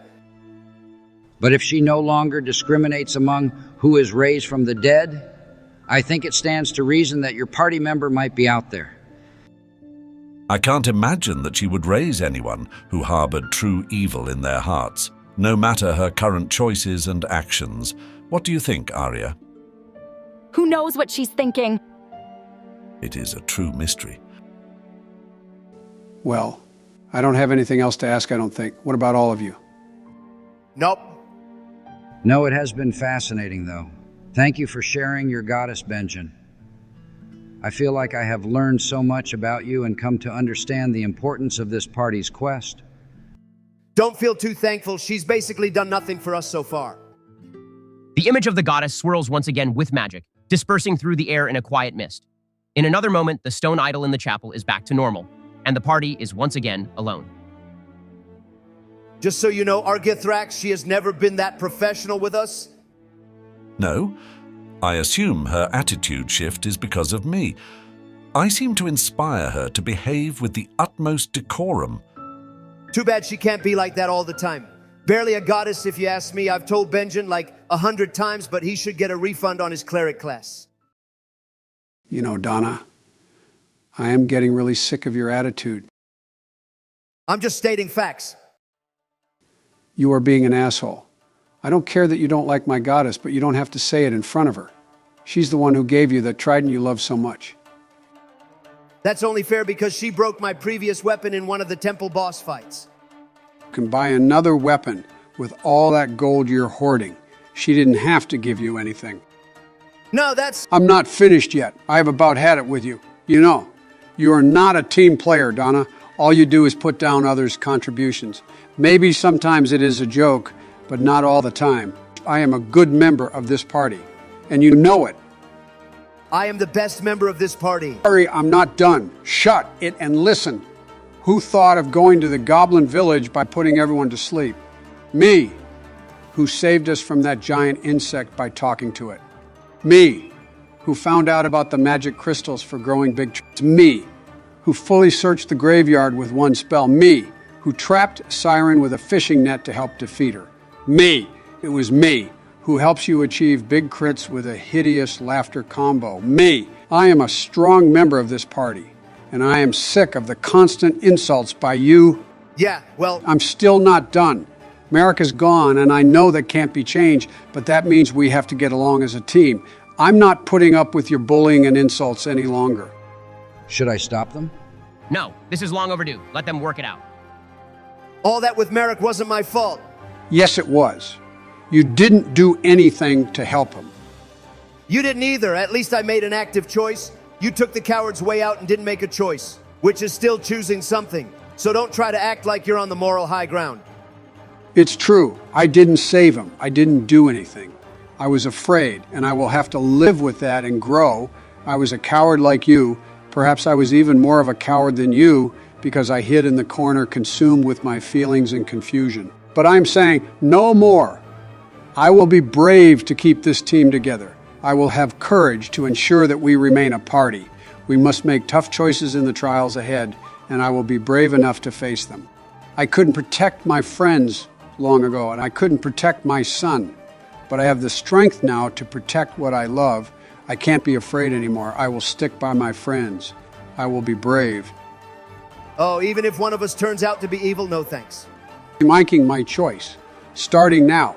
What matters is that we stick together from here on out. We can guide each other along the right path, but if things ever go the way they did with Merrick, we should stand by one another. We cannot be a team if we don't have one another's backs. And do you know what else, Donna? When we get to Harmonia, I am going to look for Merrick. I am going to find him because he is also our friend. He is a member of this party. I am not giving up on him. We have a second chance to find our friend, and I believe that we can find him and help him. So that's what I'm going to do. Wow, You can help me as a member of this team, or you can leave and solve your own problems. But I am standing up for myself and saying that enough is enough. I've never heard you talk like that, Benjen. The time for change is now. We can't be cowards in the trials ahead, otherwise we will die. And I'm not watching more of my friends and loved ones die. No more, I say. That's, I'm with you, Benjen. Your words have moved me. We can't let our loved ones fall when we have the strength to keep them safe. I will do what I can to support you. I will help you search for your fallen friend. I will help you save this land and right the evils that are bringing the world out of balance. that's Benjen. Damn, I didn't know you had that kind of bardic inspiration in you. And I would like Donna to make a pledge going forward that she will not turn to cowardice. What do you want me to say? That you, Donna, will be brave. That she will stand by this party through thick and thin. We are a team, Donna. We cannot fight each other. We can't suspect one another. We can't fight. I stand for good, and I believe that everyone of this party does as well. We will only survive through trust and love. All right, I'll stand by you. Thank you, and that also means, Donna, that I'll stand by you too. Even when this adventure is over and you go back to your home tribe, we will avenge your father. I will help you. I promise. I have no idea the story behind that, but we're going to be a team, so I'll help too. This is beautiful. In that case, I'll tell you all something. Benjen, when we got the initial messages from Mayor Rain, I heard some kind of weird voice in my head telling me to trust myself and be a protector and all that. It was hard to figure out if the voice was urging me to side with Merrick or not. Well, you know what I decided on. I heard it again during the fight with Rain when I had to make the choice. Again, it was hard to figure out which way it wanted me to lean. Why didn't you say anything? A voice with no known origin combined with distrust of my team, it didn't make for a good combination. Would you mind if I checked you for any lingering magic? Sure, go ahead. Donna, you feel the effects of a spell wash over you, tickling all over your skin. After a few moments, the feeling fades away. I didn't detect anything out of the ordinary. If you hear the voice again, let me know so that I can perform this check again. There may be a different result if I perform the check shortly after or while you hear this strange voice. What did the voice sound like? Well, at a game, it sounded like Ben. Ben, what did the voice sound like in-game? Tell you what, roll me a perception check. Always with the perception checks, Ben. You know, Donna can't perceive shit. She has a -1 modifier. I rolled a 15. Donna can perceive absolutely everything. Your memory of the voice is something you recall well. You remember the voice sounding like it belonged to an older man. Okay, I'll tell everyone that. We haven't really met many older men. It can always be from someone we haven't met yet. We can keep an eye out for any old men we meet in the future. True. Well, I guess we should go back to the Adventurers Guild to report everything that we discovered in the graveyard. It would be good to also tell him our future plans in moving along to Harmonia. I can't imagine we're going to get paid for this body-snatching investigation, though. We didn't solve the problem, really. Locke will understand if we give him a good explanation. Then, the party returns from the graveyard, back to the Adventurers Guild. The sun is now beginning to lower in the sky, marking late afternoon by the time you are back in Locke's office. Back again. I hope you have some good news for me. Yes and no. We investigated the graveyard and made some discoveries. Ben, can I just say that I report our findings to him, including a bit about Benjen consulting his goddess? Sure. For the sake of simplicity, we'll do that. Locke listens carefully to your report, running a hand through his beard. I see. Things are more complicated than we thought. But first, I'll make sure to find some personnel who can manage the graveyard if it is now abandoned.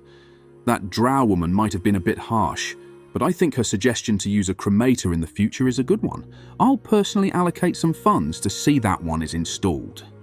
If I may interrupt, Melodia has a long tradition of burials, but I would strongly suggest that you break this tradition immediately and begin cremating all of the dead. Some of the older folks in the city won't be pleased about that.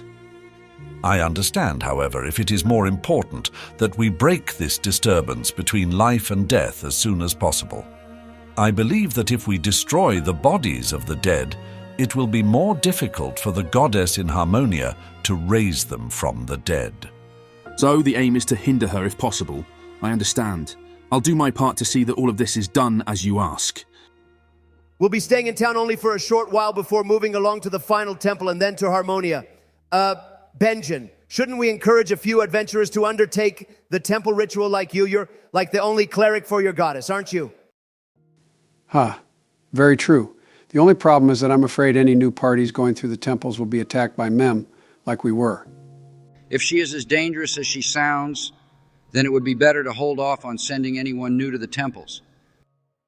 I agree.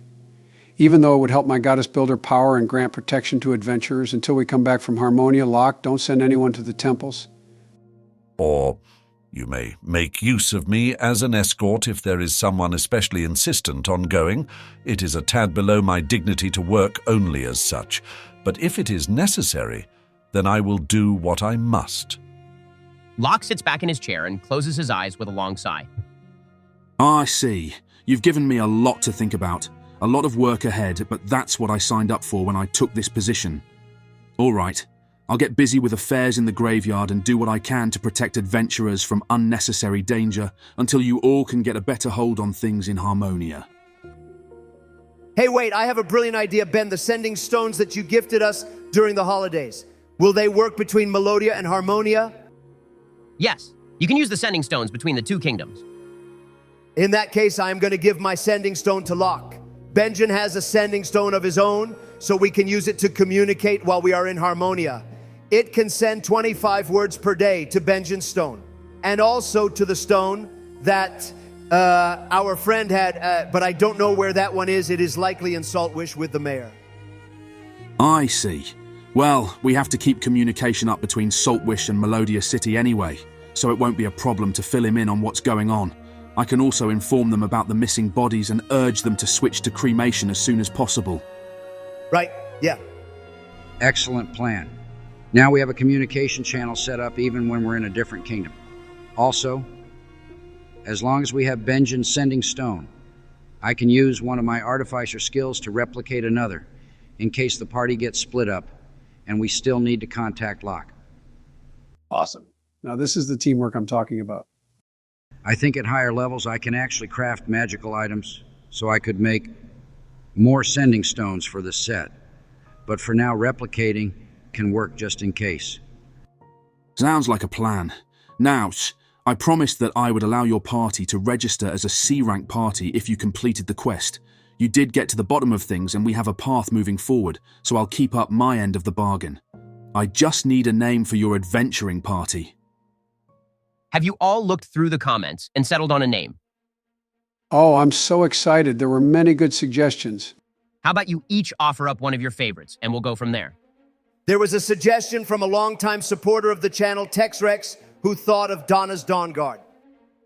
I like that DLC too. Saran as my waifu. The vampire mechanics were kind of mid though. I like being a werewolf better. Bold of you to state an opinion about such a beloved game. Just my opinion. But anyway, yeah, Donna's Dawnguard. I don't know about that one. It's the most beautiful name I've ever heard. It perfectly captures what we stand for, bringing the light, and it makes sure to show that I am the leader of this party. I do like that name, but I'd remove Donna's name from the front. We can be a group that has no set leader, that values each member's contributions equally, and works together to solve problems far and wide. There was another commenter who suggested Silverblade Melodies. The commenter's name was Chaos1237. I like that it won as it pays homage to where we first met, this magical land of Melodia. Also, Silverblade sounds epic. That's another good one. But what about when we leave this place for other lands? Might be a little odd. I can just picture other adventuring groups, assuming that we're all bards or something. Traveling with a group of bards, that takes me back. That one is good too, but it should be Goldblade instead of Silver.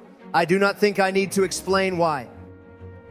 But doesn't having gold in the name also point too much to Donna being the leader? Not necessarily. Gold is a precious metal, highly coveted. This will show that we are an adventuring party worth our stuff, who can accomplish even the most difficult tasks. Also, a lot of suggestions had gold as part of the name, So I think we could take pieces of other suggestions alongside this to create our group name. We had the suggestion Dread Witch's Bane from Wolfgorgon 79960, who is also a big supporter of the channel. Sounds pretty kick-ass to me. Oh, and it pays homage to the fact that we are going to kick Mem's ass in the future. If we use the word Bane, we could do something like Silver Bane, because what is the opposite of gold? Silver. The opposite of gold is poverty, Benjamin. There were also suggestions to add words like pals or friends to our group name. I think that's very fitting. We are friends. We are a team. We will stick together. That's really beautiful, Benjamin. I have a suggestion. If we take parts of the names we've all suggested, we can put them together into something that captures unity. Unity of both the party and with our viewers. My suggested name is Goldguard Friends of the Dawn. But we can go by Goldguard for short. Goldguard, Friends of the Dawn, it captures our essence perfectly. We are standing together for good and light. We are guards who protect what is precious and defend what needs to be saved. I love it. Goldguard, huh? It's good. I like it. Not just because it is gold, but because it shows that our party's golden. The best of the best. Long live Donna the Warrior Woman, Benjen the Holy Bard, and Triji the Artillerist, members of the Goldguard, forever friends of the Dawn. I love it. I love it too. Locke finishes up the paperwork to register your party, issuing you each a guild card sporting the name of your party, Goldguard. Can we have an extra card apart from the 3 we are getting? Sure, I can throw in an extra. However, if you lose your cards in the future, you'll need to pay a small fee for reissuing. This is not a spare. It is for the 4th member of our party. We are going to find him and bring him back home. Home with us, his buddies. Then I wish you good luck. At this rank, your party won't be disbanded for failing to complete a quest in a set period of time, and you also can accept B-rank quests as you like. Many cities will offer you reduced entry fee for this rank as well. So that is an additional boon. If you want to move up in rank, complete additional quests through the guild system, and you'll accumulate points to advance. I think one of my goals will be to get up to A rank. What do you all say? Hell yes, we, the Goldguard, are a top-ranked party. We will have the top ranking in the guild to match. I'm with you guys. Let's do this. So we'll end the day having a rest at the inn and then set off tomorrow for the final temple? That works for me. I was looking forward to chatting with more people in the town, but there's work to be done. We need to go find Merrick. I know he's out there. The sooner we set out, the sooner we get to Harmonia and can find him. Let's do this. And that seems like a good place to end the episode. When we come back, we'll be returning to the Rainforest Temple, where this journey through Melodia started off. I don't want to go more episodes without Barack. We need to get to Harmonia as soon as possible. We'll see how things work out next episode. Donna will use her trident to smash through enemies that stand in our way. We'll get there in one more episode. I'll have to spend some time working on firearms then. Donna with her trident and me blasting from behind. It's gonna be good. To the viewers, thank you so much for watching. If you enjoyed this episode, leave a like. Also, drop a comment sharing your thoughts. Again, thank you so much for the support. We will see you all again very soon.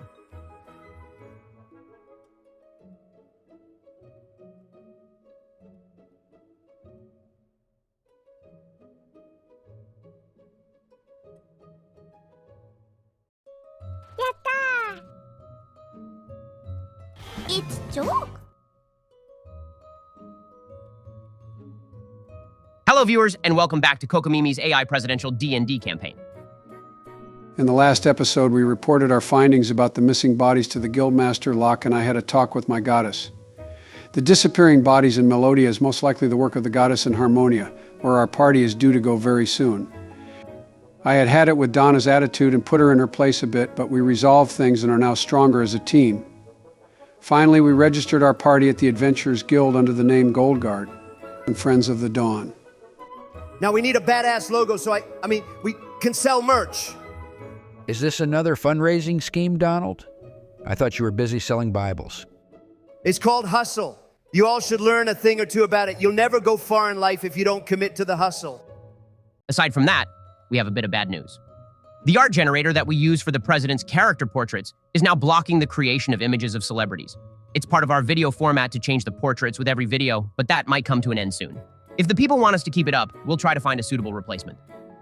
Hey, you guys should have followed my example and made your character a waifu. Now look where you are. We'll see what the people say. Thankfully, we have some art saved up to keep using, but we might make the character portraits permanent going forward. I'll leave that up to the viewers. That can be my comment question. Do you all want us to keep switching up the portraits, or should we choose permanent ones like the other DDAI channels? Leave your thoughts in the comments below. And thanks for the feedback and helping us make a decision. Getting closer to election season means that we're only going to run into even more of these issues. Anyway, let's get to the game. We open this episode with the party on the road out of Melodia City and back into the rainforest. Where exactly is the party planning to head? First off, you should call us by our proper name now, Goldguard. Secondly, I think we should make a beeline to the temple to get this ritual song finished. Yeah, that sounds good to me. After we can stop in the Goblin Village and say hello to everyone, since we'll need to take a long rest anyway. And it will take some time to travel through the rainforest anyway. Walking through heavy brush is going to slow us down considerably. Actually, as the Goldguard approaches the edge of the rainforest, you note the presence of a shorter-than-average, green-skinned humanoid male. You recognize him after a few moments to be Grassam, the son of Zessam and Locke. He's half goblin? Wait. It's a long story. We'll fill you in later. But he's an old friend as well. Hi there, Grassam. You are looking very well. It's too bad we don't have a chance to spar. I heard from your father that you've grown in strength since we last met. Grassam grins at the party and waves. It's been a while. Father asked that I see you all off into the rainforest. Since you were last here, we've made some improvements. Beyond the edge of the town, you see that a portion of the rainforest has been cleared to make way for a path. The path continues through the forest and out of sight. This road has been cleared for the convenience of adventurers and to keep up trade with the Goblin Village. It will still be a day or so of travel ahead, but it is much faster than before. How long are you thinking that you'll be there? Probably only a day or so, and then we'll be ready to go. I see. Don't stay too long in the forest if you can help it. If you stay on the path, you should be all right. We can handle any enemy that comes at us, not to worry. I'm not worried about that. It's that there's some weird magic going on with the trees and thick foliage. We aren't sure how it works, only that it is a concern if you spend extended periods of time in the middle of the forest. How about one of you give me an insight check? I got this. Dirty 20. Benjen, your keen senses note that Argithrax is listening to Grassam's words very intently with a look of discomfort across his face. He knows more information about this phenomenon, but he probably won't share it with Grassam in front of the party. In that case, I will say thank you for the advice, Grassam. We'll hurry on our way then. Congrats on your coming of age. And then we all hurry off so I can talk to Argithrax. Is it metagaming if I ask Argithrax what he knows? We'll say that you've picked up on Benjen's body language. I was going to have you all roll persuasion on this, but since Benjen rolled so well before, we'll say that Argithrax doesn't need much persuading. He puts a hand over his mouth in thought. The portal that we'll use to get to Harmonia is located in the mountains, but it is also surrounded by forest. If it is being maintained without external influence, I wonder if it is acting as a sort of siphon for the magical energy, especially in the rainforest. That's something that can happen? I've long since learned that anything is possible with Ben as the DM. Yeah, fair enough, but if it's acting as an energy siphon, then I think the portal ought to be destroyed. Of course, then that presents a problem of how to get to Harmonia. We could kill each other, then the goddess in Harmonia would raise us all. It probably... A bit of a harsh truth, but a truth nonetheless. However, I do not think it necessary. If you can destroy the portal on Harmonia's end, and I destroy the portal in Melodia's end, then it should stop the siphoning of magical energy. However, that will also mean that all of you will have to find another way to get out of Harmonia. Yeah, that's a whole new problem. Could Benjen's goddess get us out? I'm afraid not. Her powers don't extend to Harmonia. Then the goddess in Harmonia should be able to do something. We'll be in her domain. That's probably also our best bet. There's something else I've been thinking of, and since we'll be traveling through the rainforest, we have some time to talk. We're going to find Merrick, but he's going to be undead when we find him, right? Yes. So we've got to find a way to bring him back to life. How are we going to do that? There are a few methods I know of. You ought to know them too, Benjen. Ben, what do I know? Do I need to roll? Since this is part of your class, I'll say that you don't need to roll. Clerics get access to the 9th level spell, True Resurrection. 9th level? How high of a level does he have to be to access that? He'll need to be at least level 17. Reminder that the max level in D&D is 20. That level will be the sum of all your class levels. Oh, guys, not good. I can't reach level 17 as a cleric. I kept leveling up my bard class. I'm bard level 5, cleric level 1. So the max you'll be able to reach is level 15 as a cleric. And that's after a hell of a lot of grinding. That high of a level means you're going to be like godly powerful. I understand the appeal of wanting to reach those heights, though.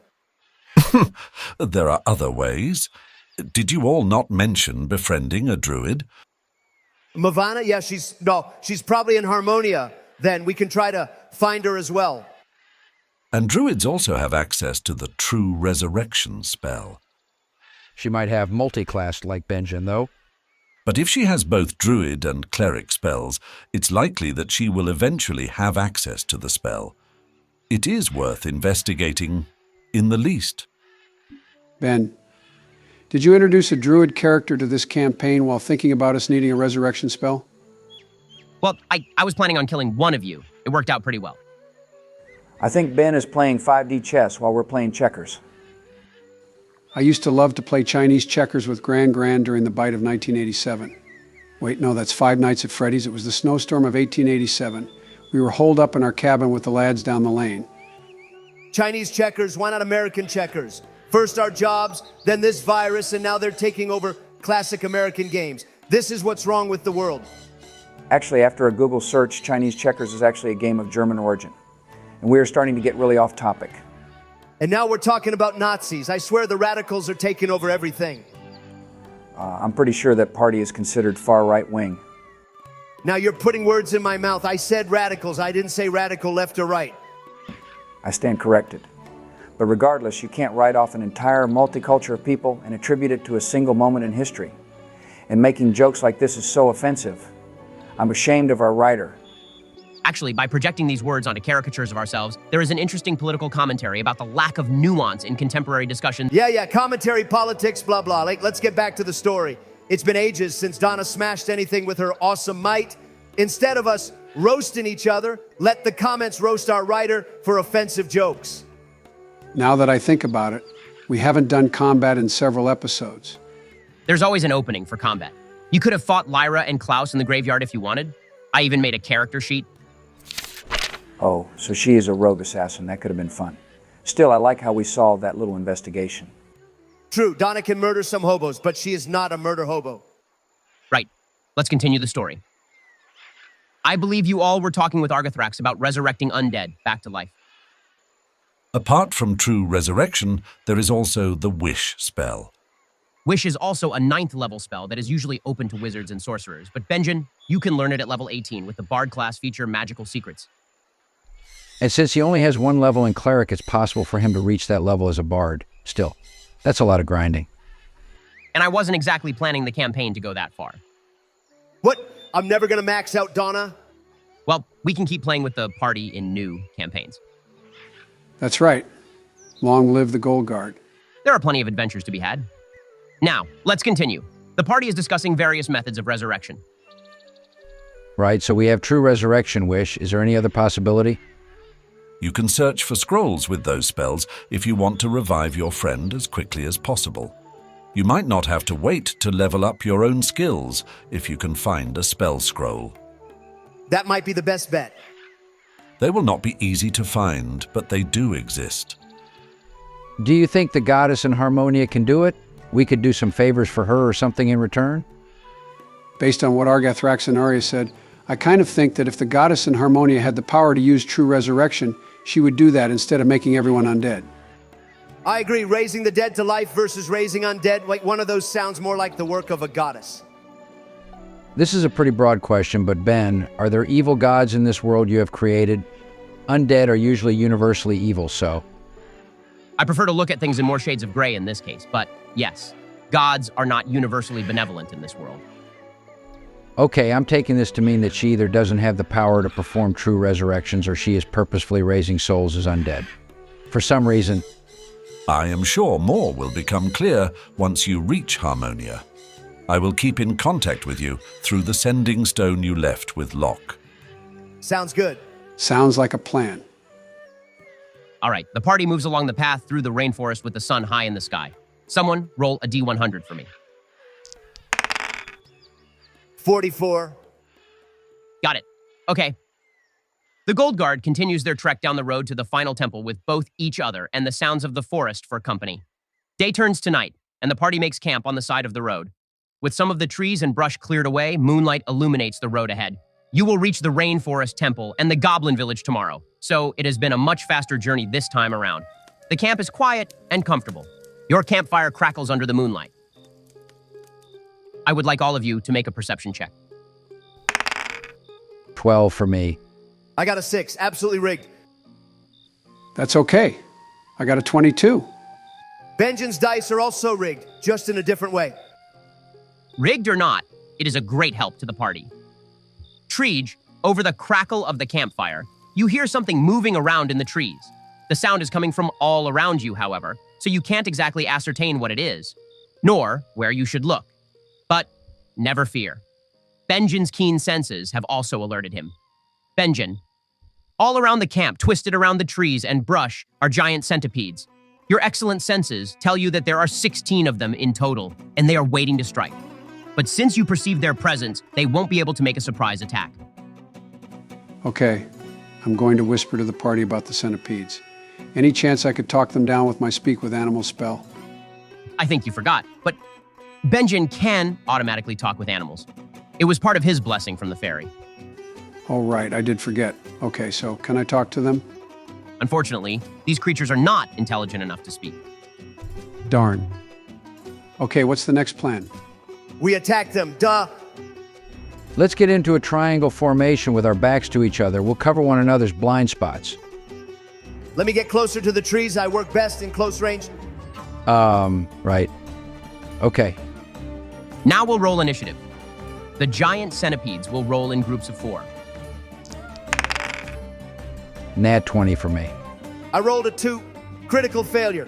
At this point, it's not even funny. These dice are absolutely rigged. I rolled a 20. Look me in the eyes and tell me this is fair. Then the initiative order will go Treege, Benjamin, 4 groups of centipedes, and then Donna. God, why are there so many of them? We've got this, Donna. First up is Treege. All right. I'm going to target one of the centipedes to the south first with my musket. Does a 6 hit?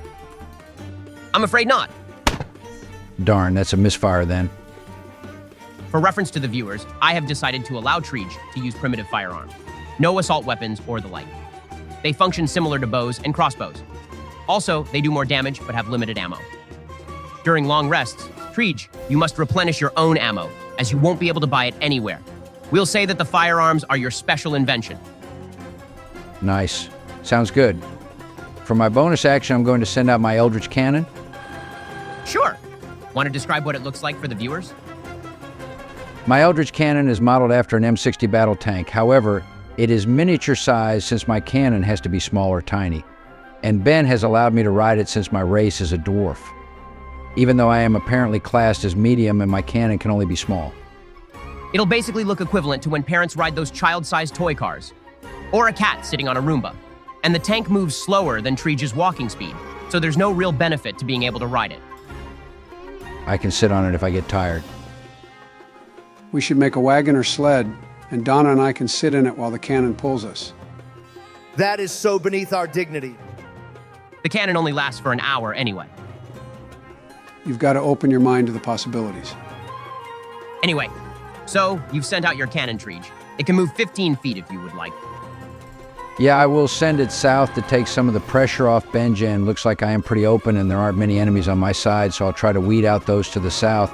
Is it close enough to attack anything? That depends on which variety of cannon you're using. This time it's a flamethrower. That is so sick. Why can't Donna have guns and a tank? You could multi-class if you want, but your intelligence score is 10. Artificers need high intelligence to invent things, you know. Donna could be an artificer based on strength. She picks up scrap metal and throws it at the enemy. Ah, it's up to you, but I wouldn't recommend. And I don't think a strength-based artificer makes any sense, so no.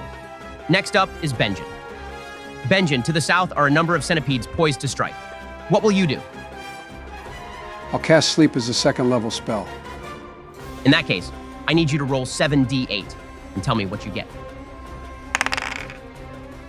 That's 33.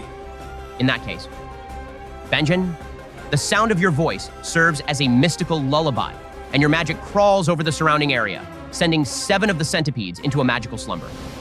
You have successfully put all of the centipedes to the south to sleep.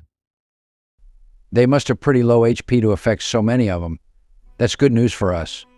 Is that it for your turn, Benjen? Donna has a bunch of centipedes close by, right? Yes. There are 3 centipedes to the north and 4 to the east, all trained on Donna. Then I will use Bardic Inspiration as a bonus action on Donna.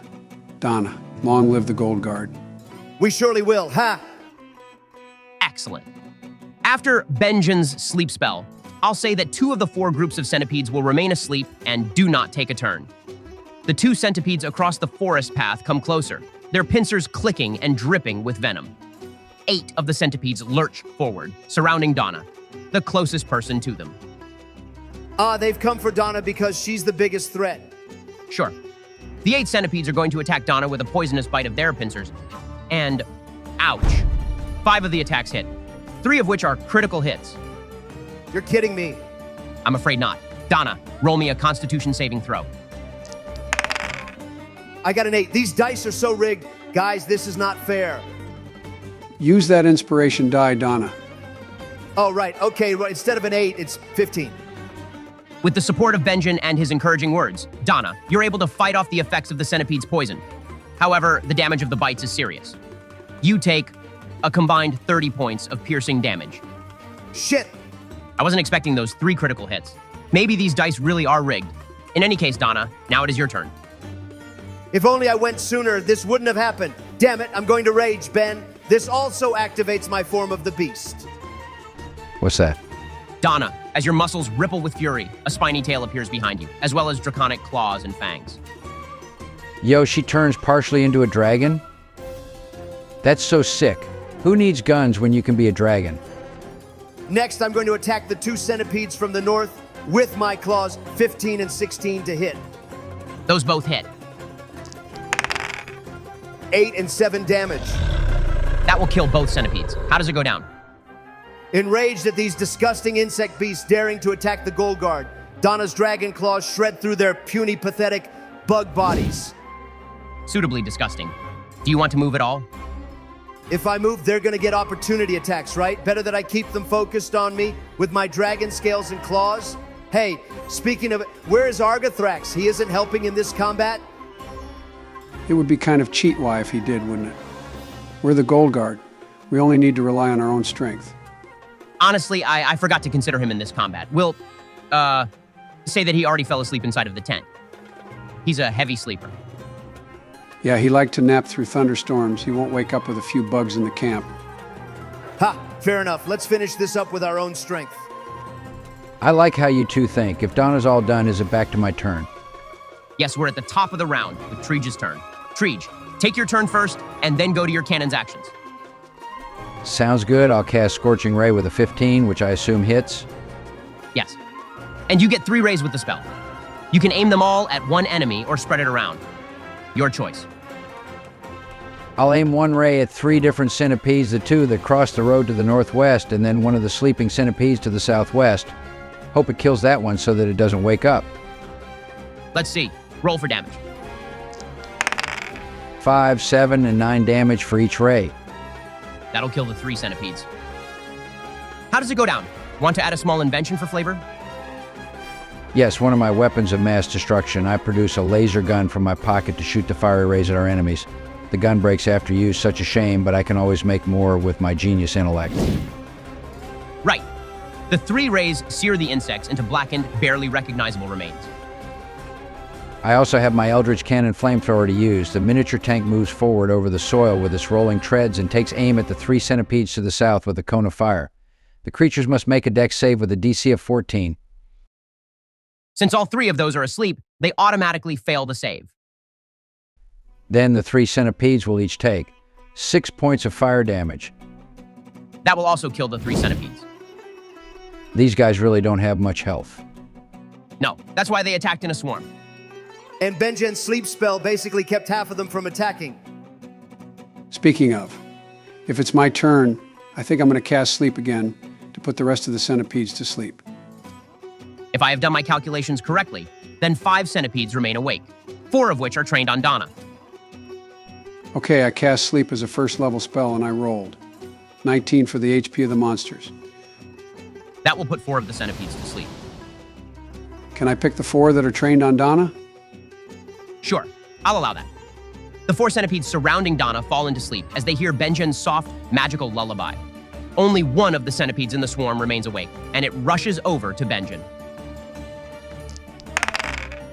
16 to hit. Also, make a Constitution saving throw if it hits. Ouchie, that hits. I rolled a 7 on the Constitution save. In that case, Benjen, you take 6 points of piercing damage as the centipede's pincers slice into your arm. You feel the burning of poison enter your body, dealing an additional 5 points of poison damage. You know, there might be something to these dice being rigged. I just rolled 2 ones on the damage die. I told you, and everyone thinks I'm being dramatic. It would have been good if I could use bardic inspiration on myself, but Ben said it's against the rules. How would that even work? Don't you guys give yourself a pep talk from time to time? Say some words of affirmation.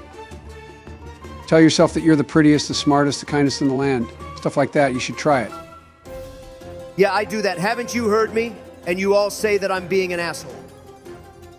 Well, the idea is to tell it to yourself to keep your spirits up, not to announce it to the world as a way to disparage other people.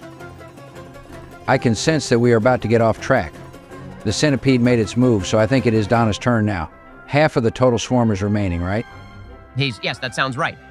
All right, time to smash some more bugs. I will save you, Benjen. Since the centipedes around me are asleep, I can move away to attack the others without tanking an opportunity attack, right? Yes, that's correct. Wait, Donna. Benjen and I can handle the centipedes closest to us. It's a waste of movement to come over here when you can finish off the bugs beside you. All right, fine. I'll attack 2 of the centipedes near me with my claws. Hey, what the? I got a dirty 20 and a nat 20.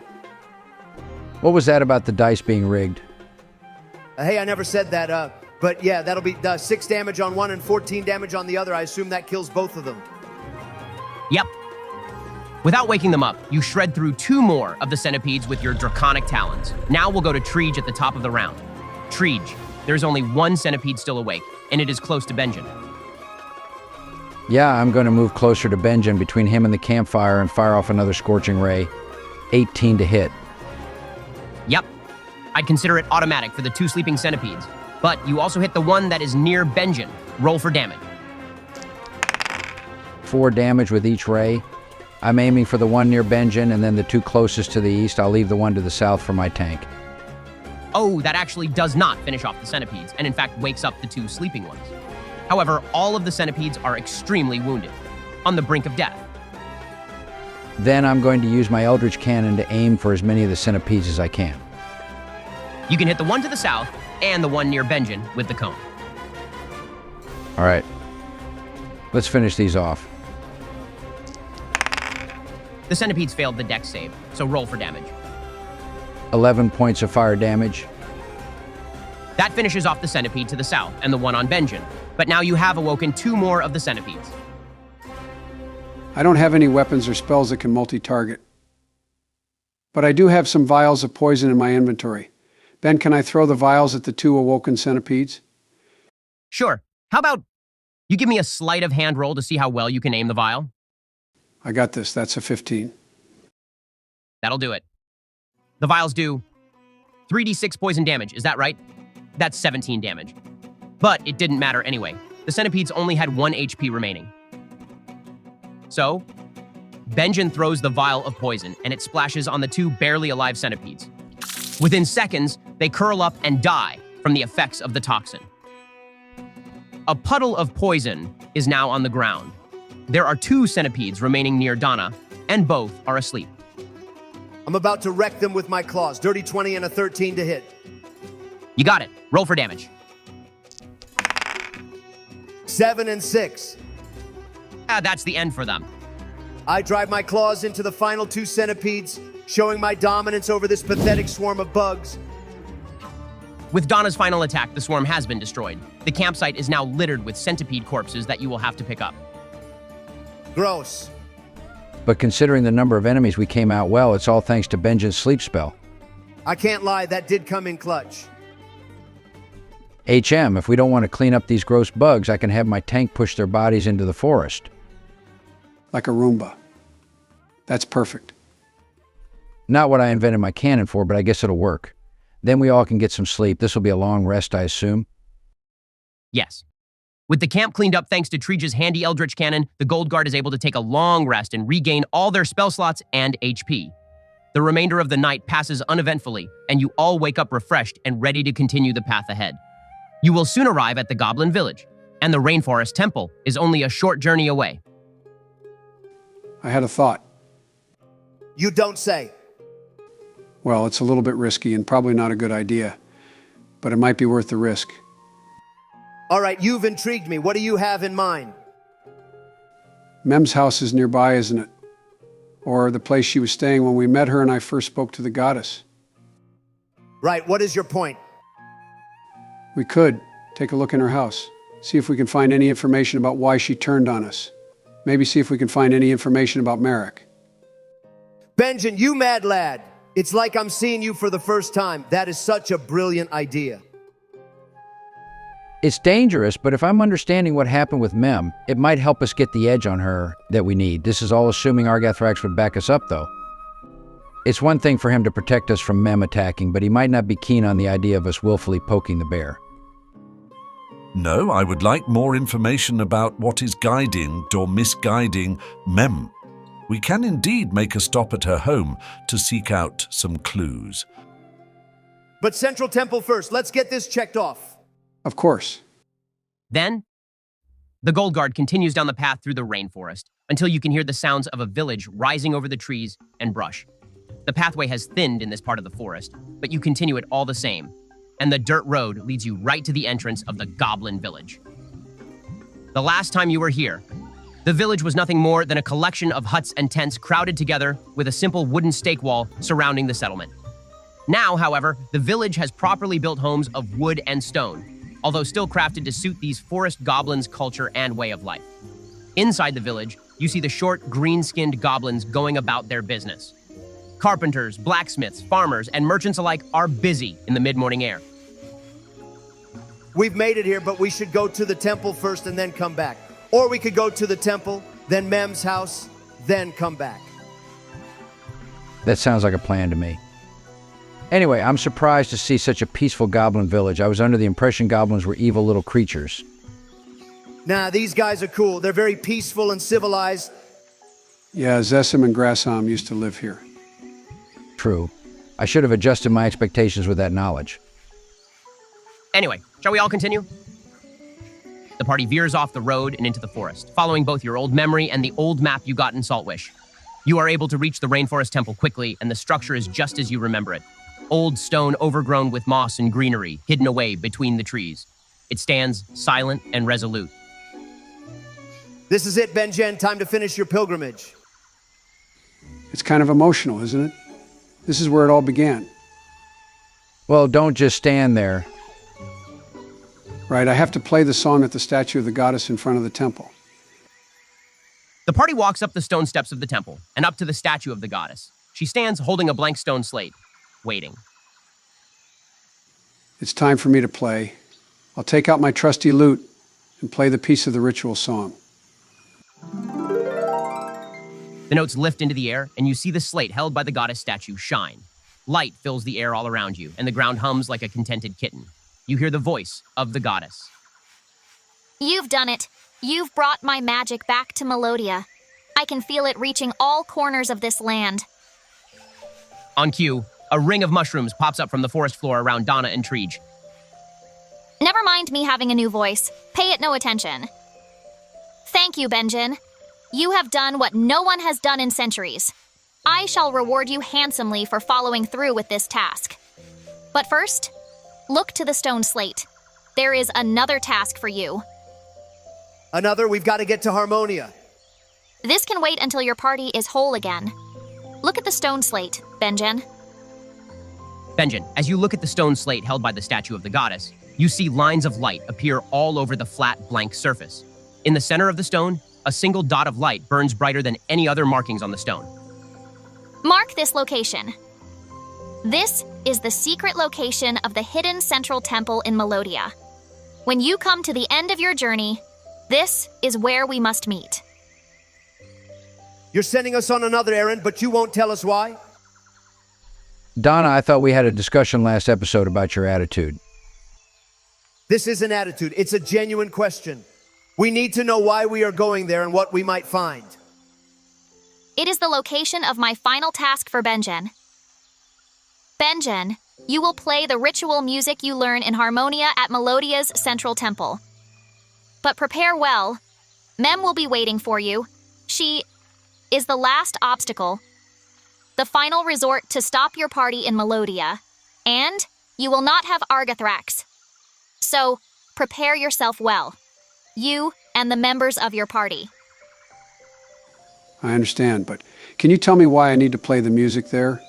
Is this part of unlocking more of your powers? A show of faith? I need to fulfill an old deal I made with the goddess in Harmonia. There has been no one to give me their faith, so I have had no one to turn to.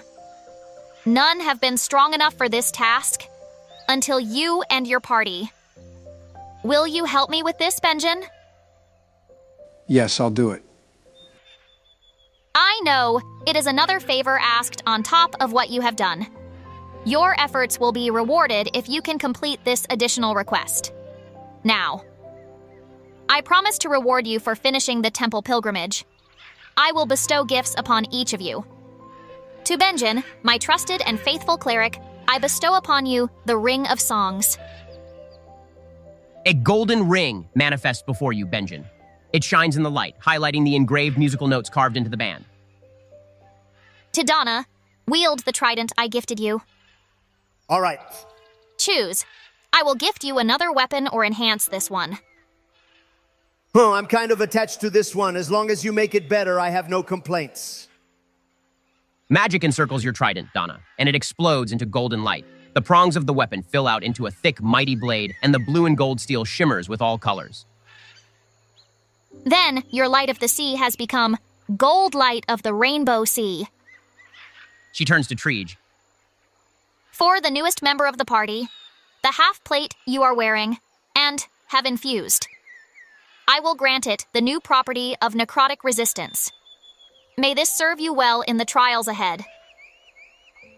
I thank you. I have not been in this party long, but I intend to fight alongside them in all the battles to come. Finally, Benjen, I will gift to you something for your wizard, if you can reunite with him. It is the Ring of Mind Shielding. May it also help you in the trials ahead. Thank you. We will find Merrick, and I will give this to him. Thank you, Benjen. May we meet again, soon. The magical light of the goddess fades, leaving the party alone once again. The items bestowed upon you each have unique properties. First, the Ring of Songs. This is a magical ring that will grant you 2 extra uses of bardic inspiration per long rest. Additionally, if you grant another creature a die through bardic inspiration, and they do not use that die, you can regain 1 use of bardic inspiration.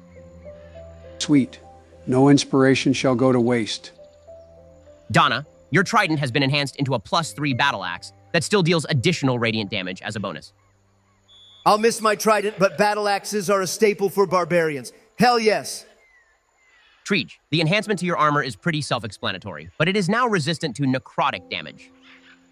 Lastly, the goddess gave you a Ring of Mind Shielding to give to Merrick. While wearing this ring, you are immune to magic that allows other creatures to read your thoughts or determine whether you are lying.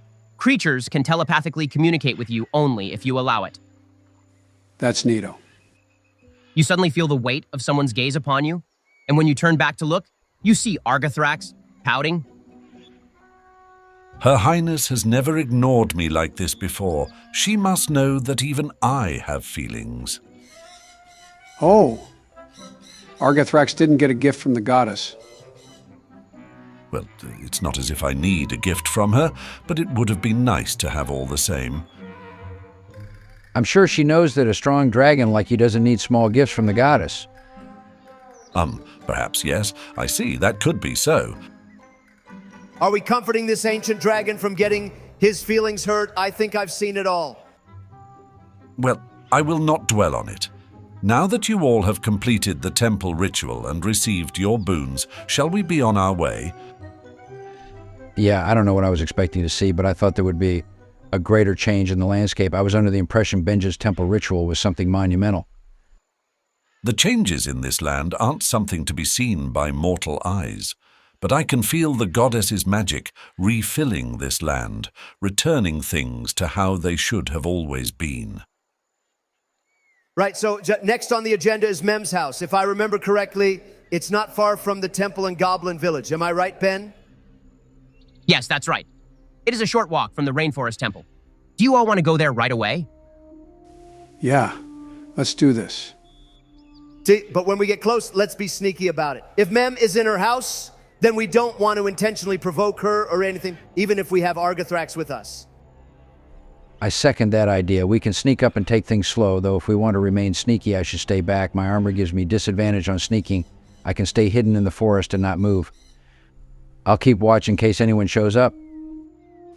I like that plan. Surprisingly, of the three of us, I think Benjen has the best sneaking skills. So God, it pains me to say it. I'll let him take the lead and I'll follow behind. All right. The party makes their way to Mem's home in the forest, retracing steps in the general direction they remember. Before long, you find yourself standing before a great tree with a door carved into it and mushrooms sprouting all around the roots. Yes, this is it, the Mushroom Brat's house. I'll stay outside hidden and keep watch. Can Argothrax detect the presence of anyone nearby or inside? Aye. Oh, I have 2 royal blue candies that allow one to increase their vision and see through walls. I'll give him one. Argothrax pops the candy into his mouth, and after a moment, his eyes glow a deep blue. His gaze searches all over the area, and after several minutes pass, he shakes his head. Nothing inside or in the general area. I cannot sense anything with my magic sense either. It seems we are truly alone. That's a relief. Still, it would be wise to be careful. Mem is plenty capable of tricks and may have set traps in her home that will repel strangers. This is the first time this has really happened, but you all are intruding upon Mem's lair, so be cautious. Such places have special rules in D&D. All right, got it. We'll all still be sneaky just in case. Minus me. I'll stay out and keep watch. My armor makes me a liability. If I hear trouble, I'll come running. All right. Hey, Ben, what is that? Why are you putting up a battle map? It's not necessarily a battle map. It's a map of Mem's house. You called it a lair. Yeah, since Mem is a boss fight and she has a home, it's her lair. Right, well, I'm saying that we aren't going to lower our guard. Sure. Anyway, the Goldguard, minus Treege and plus Argothrax, enters the door, noticing at once that the interior is several times larger than it appears on the outside. The entryway of the house splits off on each side, but there is also an opening down to room deep in the floor. From where you are standing, you can see a giant cauldron sitting in the middle of the pitted room. The split entryway leads to storage areas on both sides, which have additional doorways. Normally I'd say let's split up and search for clues, but I think that would be a bad idea in this case.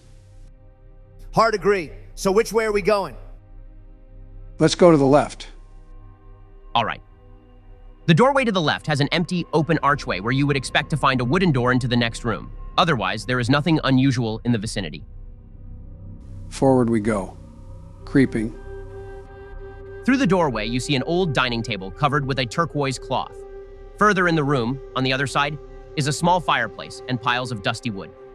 The room is quite bare otherwise. Up a small half staircase to the north appears to be a back door into the garden. And to the northeast, you spot a small kitchen area and sink. This place is surprisingly normal for a witch. The place appears to be undisturbed for a long while. Perhaps Mem abandoned it a while ago. I hope this trip isn't a bust, then we're sneaking around for nothing. What's the last room on the map? Yes. Up the half staircase and to the west is a small sleeping area with bookshelves lining the walls. If I were hiding secrets, I would hide them there. I'll pass that to the FBI. Shut it. Anyway, let's look around the bookshelves. We should also check out the pitted room with the cauldron. If it's a workstation, she might have left something behind. We have mostly swept the house and found no one. Perhaps your friend Treege can come inside and assist with the investigation. Yeah, I don't think we need to sneak necessarily. No one's home, and looks like no one has been home in a long time. Treege, come inside. Hey guys, find anything? No, and the place is pretty empty. Donna wants to check out the bookshelves in the bedroom first. Yeah, and I remembered that you're high intelligence, Treege, so you can help us figure out any information we might find. Then how about you each first roll perception? Treege, I'll allow you to make an investigation roll instead if you like. That's a 10 on investigation. A 4 on my perception. I got a 16 on my perception check. How is it that Benjen is the only one who ever gets good rolls? This is not fair. Actually, Treege's roll isn't bad either. So it's just me with the rigged dice. Someone needs to keep track of all these rolls and make a statistics chart about how rigged it all is. The luck will balance out eventually. Then Benjen will get all the bad rolls and you'll get the good ones. It'll happen sooner or later. Anyway, Ben, what did I find? Firstly, Treege, as you look over the bookcase, you note that one side of one of the bookcases looks as if it has been hollowed out and can be pried open. Not the entire bookcase, but simply a piece of one of the shelves. The wood is enchanted with some kind of preservation magic. And Benjen, as you look over the shelves with a keep eye, you note that all of the books are arranged in alphabetical order, apart from one title. Treege, get that bookshelf piece open. Benjen, what is that book you see? The book Benjen found is handwritten, and when you flip through the pages, you note that it is a detailed reference book about the various plants growing in the forest. The book is particularly detailed on all of the varieties of fungi growing. You see a number of hand-drawn maps of the forest pinpointing the locations where spores have been spread, as well as their growth rate. Ben, didn't you know that fungi aren't plants? Whatever. Treege, if you would like to get the bookcase open, I will need you to roll sleight of hand. I have thieves' tools and a crowbar. Can I use my inventing powers to put together a mechanism to get it open? Sure. I'll allow that.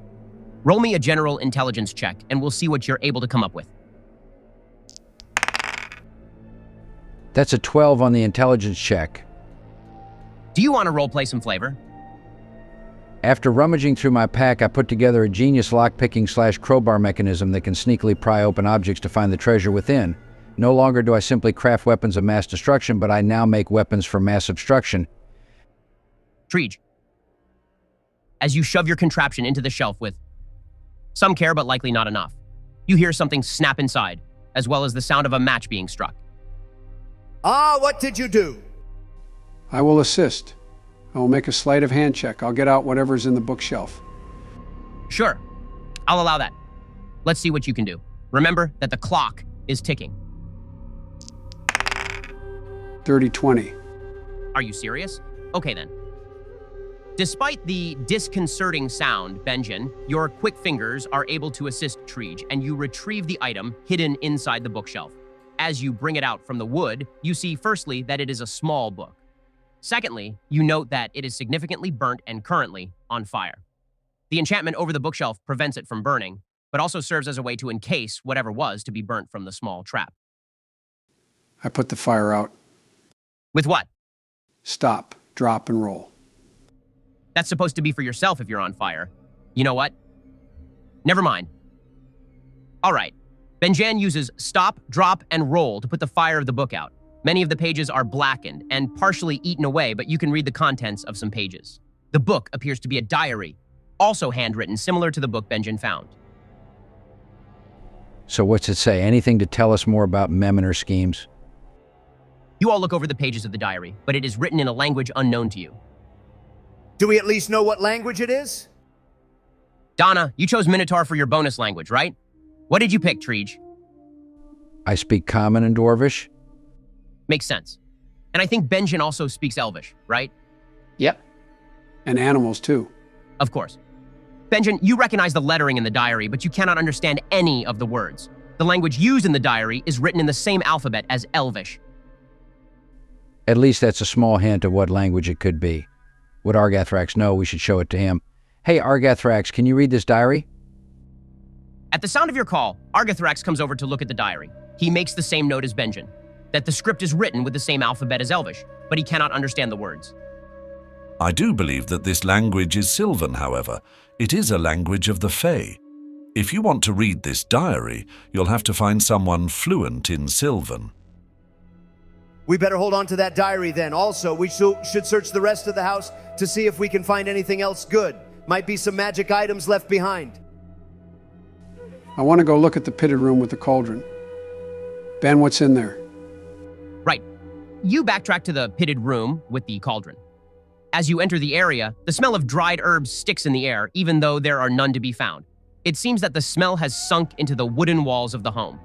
In the center of the dirt room is a large cauldron sitting atop charcoaled firewood. Inside of the cauldron is a clear liquid, and on closer inspection, it seems to be just plain water. Hey, if there are any herbs and food left in the kitchen, then we can make a big pot of soup.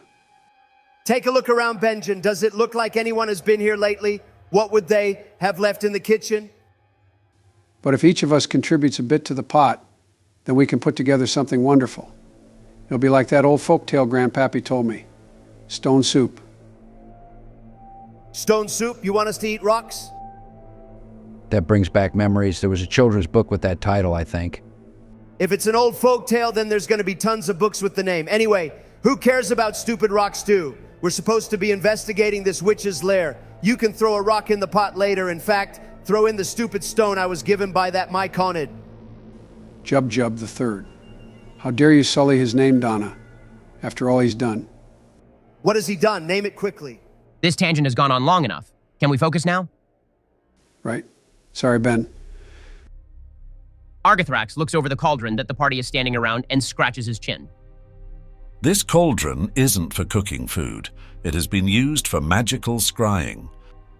Scrying, that's like watching over someone. It is a method of divination to see and hear an individual. One could use it for purposes of spying or gathering information.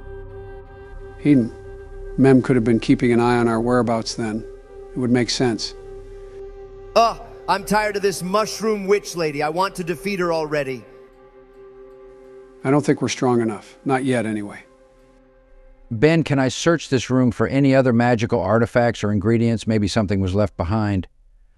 Let's see. Roll investigation for me. That's an 18. The room is mostly barren, but there are a few crates in the corner of the room collecting dust. As you peer inside of them, you find assorted, empty glass bottles and vials. There is a planter in the room overgrown with moss and weeds. Your methodical exploration leads you to comb over the entire room, but there isn't anything left behind that is of value. Darn, this house has been a whole lot of nothing. I thought we might find some interesting tools that I could use to tinker with.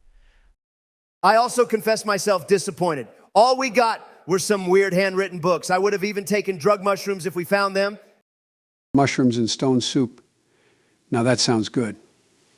Will you focus and quit it with the soup? Hey, if the cauldron's not being used anymore, then we might as well make use of it. I bet the Goblin Village would love a community soup cooking party. We could bring the cauldron there.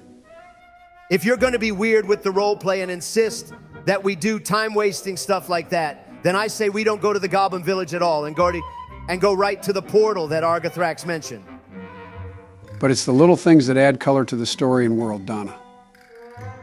I get it, Benjen, but I also feel we should move with more of a sense of urgency. We want to find your friend Merrick, don't we? The sooner we get to the portal, the sooner we'll be able to look for him in Harmonia. All right, you guys win, I guess. Okay, listen, we'll compromise. We can make your weird stone soup fantasy and then get back on the road. Will that make you happy? Oh boy, it's just like how my grandpappy told the story. Now we just need a good stone to start the soup. No need, I'll drop Jub into the cauldron. He'll be perfect for Benjen's stone soup. Huh. This isn't exactly how I thought things would go down, but all right. Donna, as you drop Jub the third into the cauldron, the surface of the water ripples and quakes as if the ground beneath it is shaking. What the heck are you doing now, Ben? I didn't think it would take this long. Anyway, the surface of the water begins to bubble. I need all of you to make a dexterity saving throw. What for? To dodge. 18 on the dex save for me. 13 for me. I got an 11. Finally, I roll better than Benjen. Donna and Treege, you are able to jump back from the bubbling cauldron. But Benjen, you aren't as fast and water splashes all over you. What, that's it? He doesn't take any damage? It's just water in a cauldron. This game is rigged. No one can tell me otherwise. Just wait a second. After a moment of bubbling, out of the water shoots a gray ball of fur, the same color as the rock, but now with a pair of glowing golden eyes. Then you see pointed ears and a little snout. And you see that you are now holding a small wolf cub with a stone gray coat. Yo, what? This is what the rock turned into. Why didn't you tell me sooner? Honestly, I didn't think it would take you this long to throw the rock somewhere. Having a pet rock was funny for a little joke, but it wasn't going to be permanent. Oh, that's so good, Donna. Now, if I bring out Prince Hops, he'll have another friend to talk to. Just be sure that Jub Jub doesn't mistake the frog for a snack. We can't call him Jub Jub. That is a stupid name for a wolf pet. Hey, that's not very nice.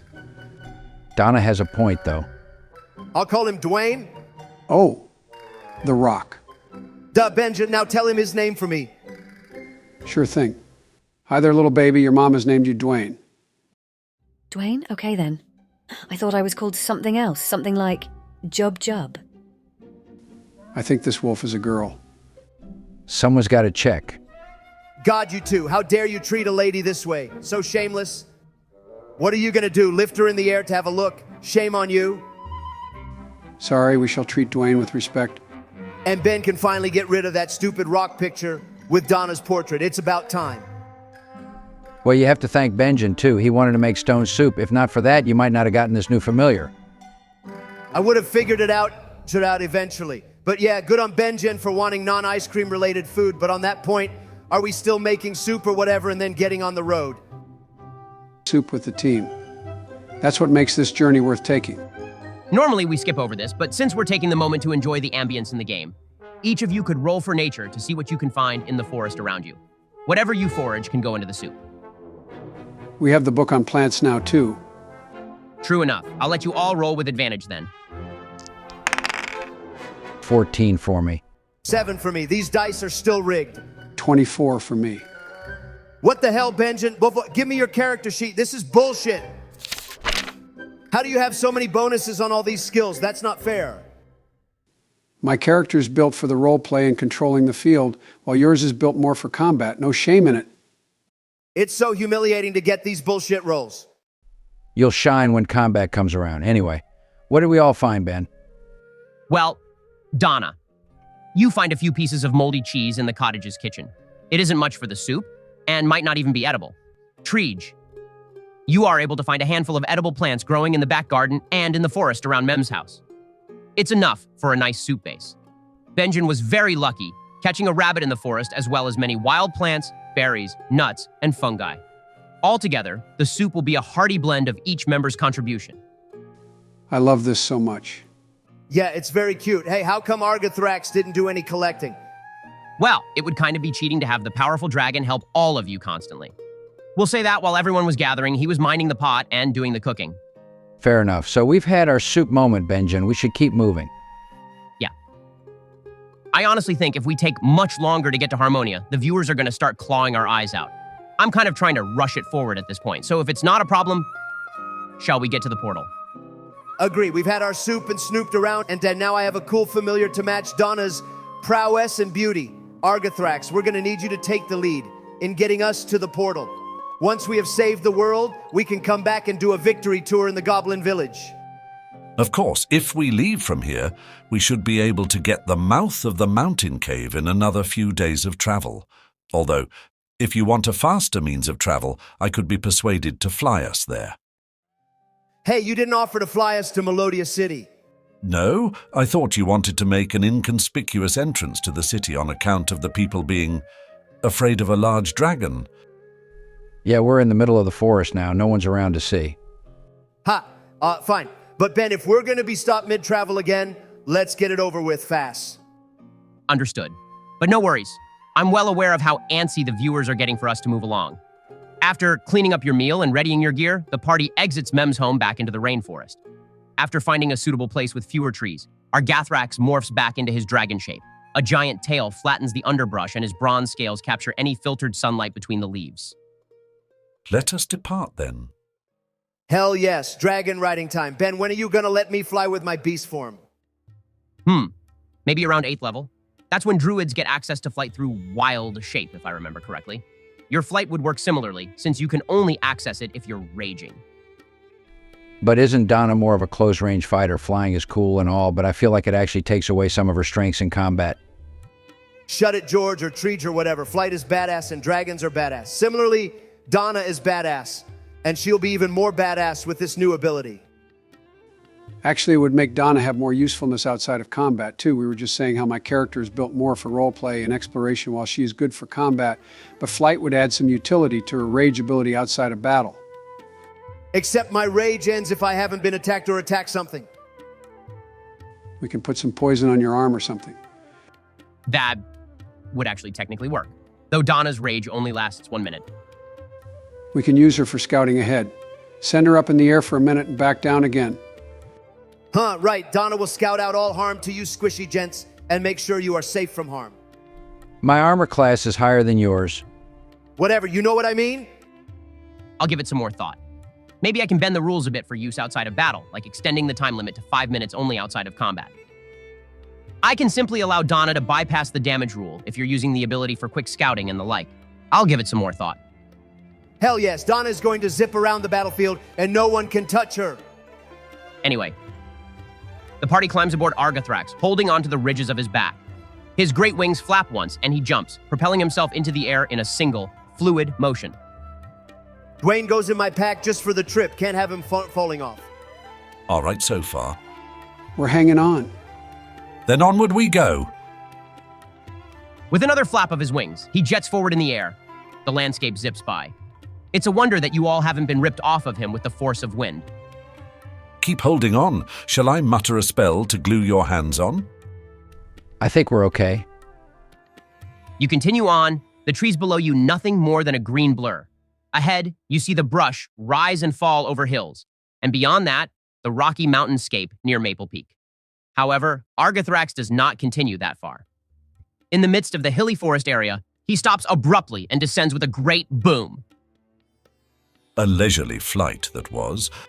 Leisurely, he's like a jet plane. New. Well, regardless, we got to our destination faster than walking, so what's next? You all dismount, and Argathrax morphs back into his human shape. He points to one of the particularly tall hills. That's where we'll be going, and down into the earth. Cave diving again. I'm ready. Argathrax leads you to the base of the hill, which is dressed with large boulders and jutting edges of stone and clay. The area looks solid, with rock and rainforest brush, until you suddenly note a crack between some of the boulders. We'll need to move this stone out of the way. I got it. Strength check, no problem. That's a 19, baby. Donna's strength allows her to easily push and roll the boulder away, now revealing a hole in the hill about a meter tall. This is America, Ben. Use American measurements.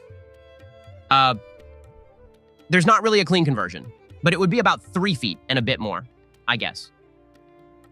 That is a tiny hole. Is that the portal? Not quite, but we'll have to crawl from here. The entrance of the cave used to be larger, but I suppose time has shifted the landscape slightly. One day, perhaps, there will be no cave at all. We're crawling into the cave. Oh God, do any of you have claustrophobia?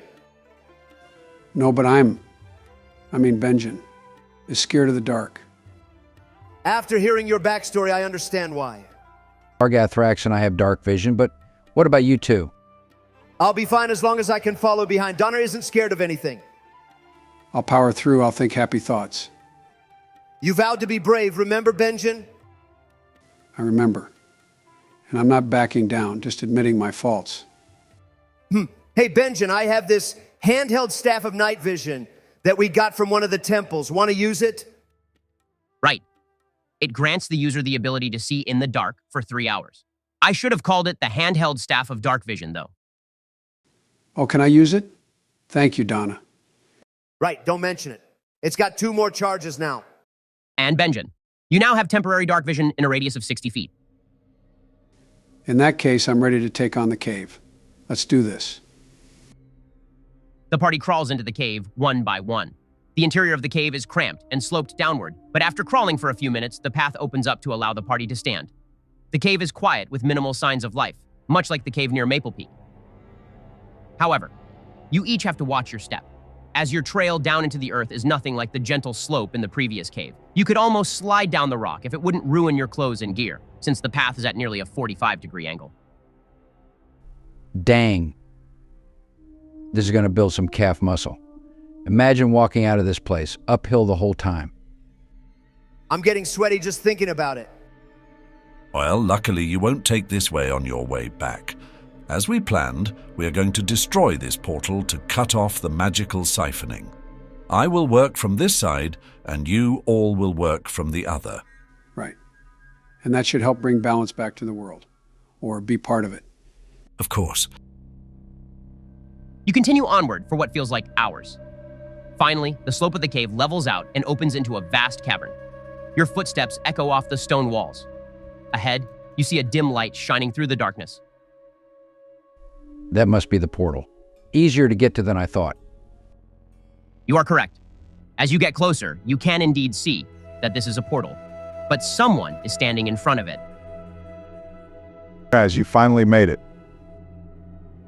What the? Oh, that's him. Your old party member? I will put my arms out to stop everyone. That is not our friend. Who are you? How do you know it isn't me? Because Barack isn't at the table. That is metagaming. He has a point, though. Before the party is Merrick, looking the exact same in his blue robes. What took you all so long? Are you really Merrick? What kind of question is that? Of course it's me. Ask him something that only Merrick would know. What kind of dragon is Argathrax? A bronze dragon. That's not good enough. Ask something else.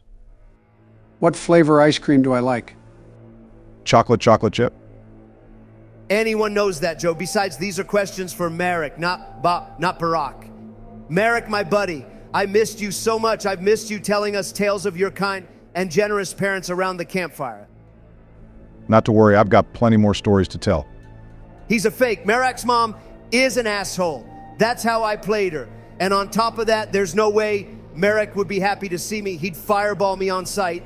Yeah, that's actually a very good point. Draw your weapons. Who are you? You are not Merrick. Hey, no wonder I can't do a good enough impression. Mem barely gave me anything to go off of.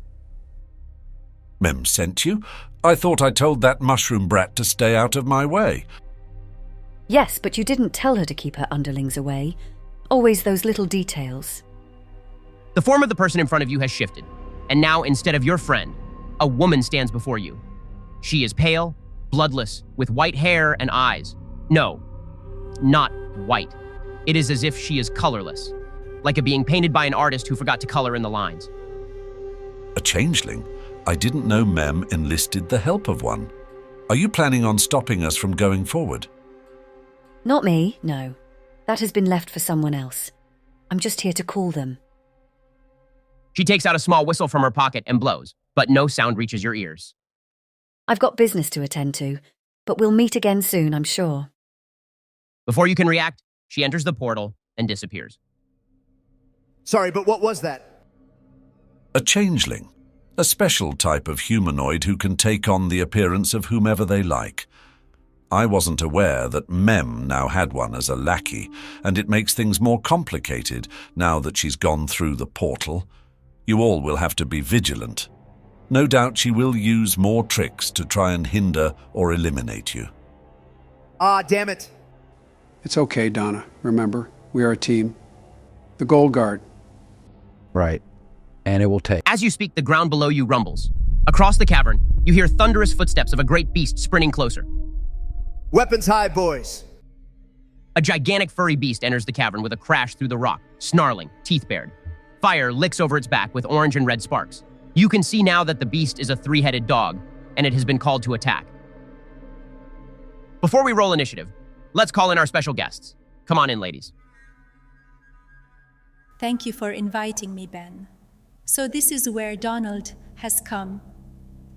When he tells me he is going to play golf, I knew it was strange that he still needed to get a spray tan after playing golf in the sun for hours. We talked about this. Let's not air out our laundry in front of people, and my tan is real. It is nothing more than my golden glowing skin. It is as real as Melania's. Never mind. I'm not going to finish that. I'm not here to disparage other women. But Ben, I thought Barack was supposed to be playing. Hey, where's Laura? She couldn't get her mic working. Sorry. That's all right. It's pretty funny to see these two get dunked on by their wives. Hi, honey. How are you doing? Oh, just swell. This game sounds like so much fun. And so educational. I love puzzles and such. You'll love it. I guess if we wanted Joe to get dunked on, I should have invited Kamala. Anyway, you ladies will be taking over control of the Cerberus monster. It has 3 heads, so you'll all be working together. Teamwork makes the dream work. Right, Jill? Oh, yes. It's good to be working with you again. Hey, what about me? I guess you're here too. You two are so mean. You bully me. I can see that the tangent leading is not exclusive to the regular table. Let's all focus, all right? Donald, if you beat me, you will be sleeping on the couch for a month. Ha! That's a good idea. Do your best, honey. I always do. Maybe this was a mistake. Oh well, guys, let's all roll initiative. If you want, you can have Argithrax join the fight. You're gonna rely on an NPC to beat us?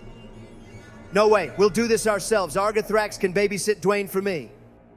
Don't let the threat of the couch hold you back, Donald. Right. So, let's roll initiative. Each of the heads will roll separately, so all the ladies can take a turn. 20 for me. 19 for me. And I got a 12. I rolled a 10. I rolled an 11. And I got 14. Then the initiative order will go Trij, Donna, then Jill as one head, followed by Benjen, and then finally Melania and Michelle. Donald, why is your character a woman? Do you have something to say to me?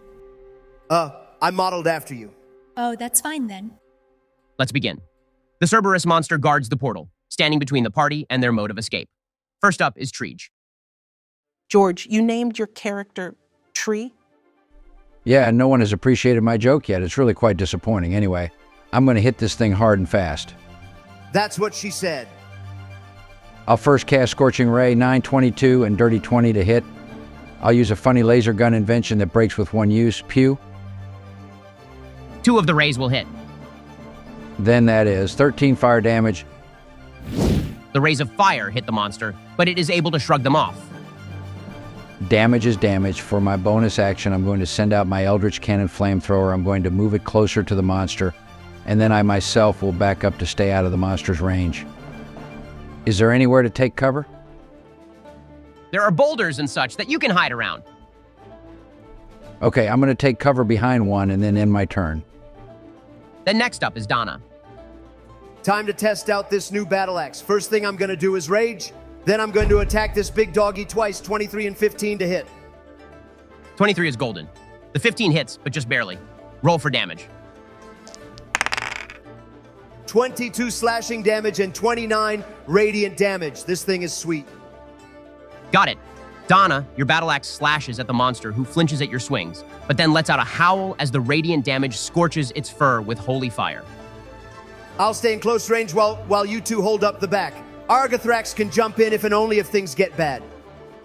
Good plan. Don't forget that your opponent is technically another player now. This will be different than usual. You're forgetting one thing, Ben. What? That they have to work together in the same body. Do you think all 3 of them can agree on something? We can agree to kick your ass. Get them.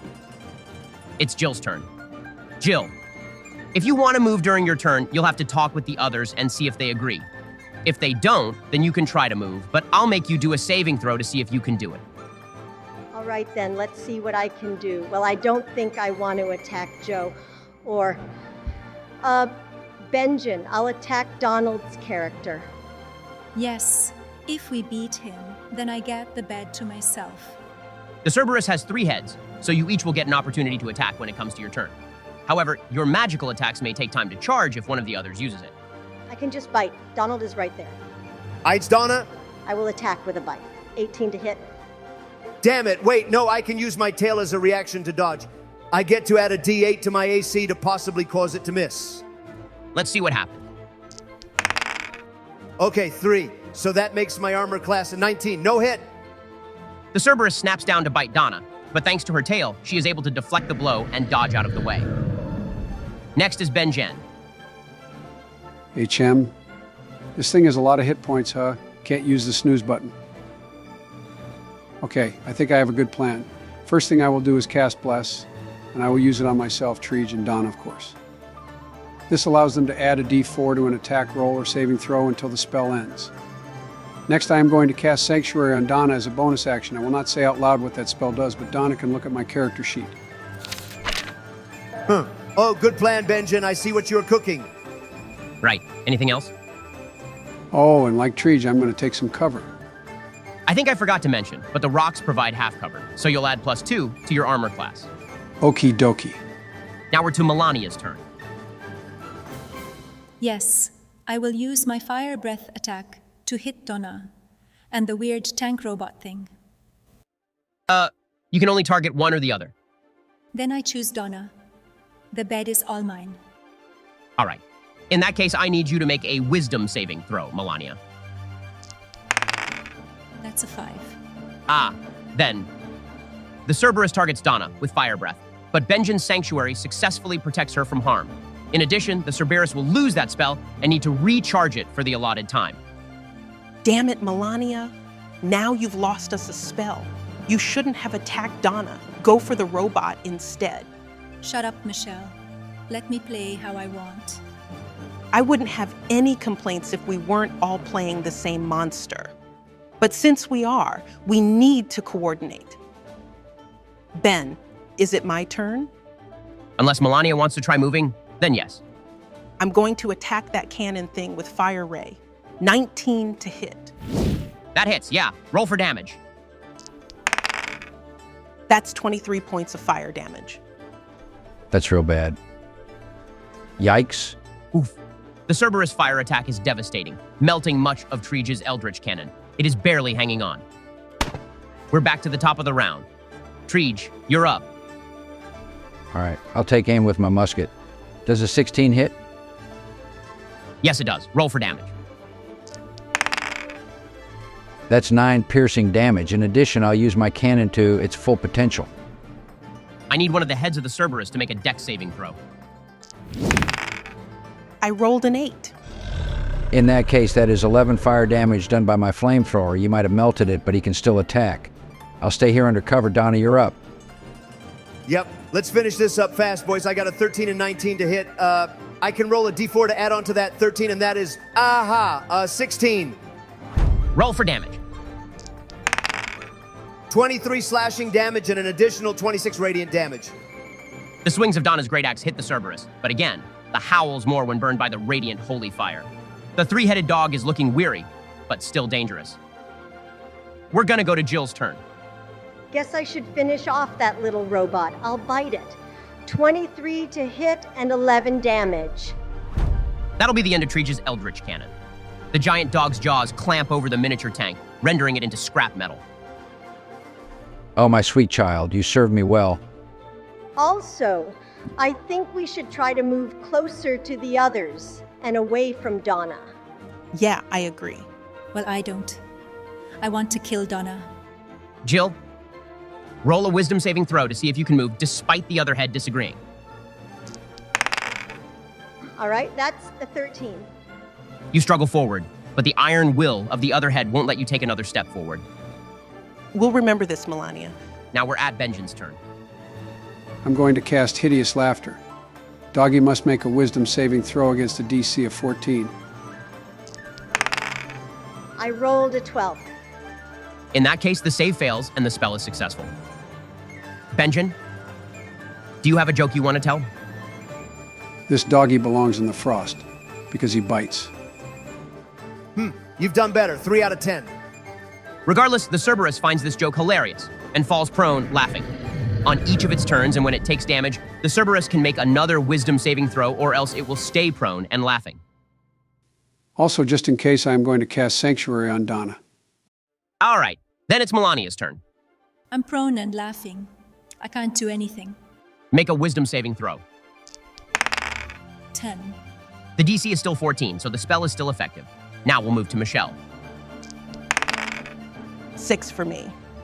Finally, the dice are rigged in my favor. We're going to get to pull off our combo, Benjen. You know it. The Cerberus remains on the ground, laughing. Donna, you're up. Because you are in melee range, you get an automatic crit on your attacks.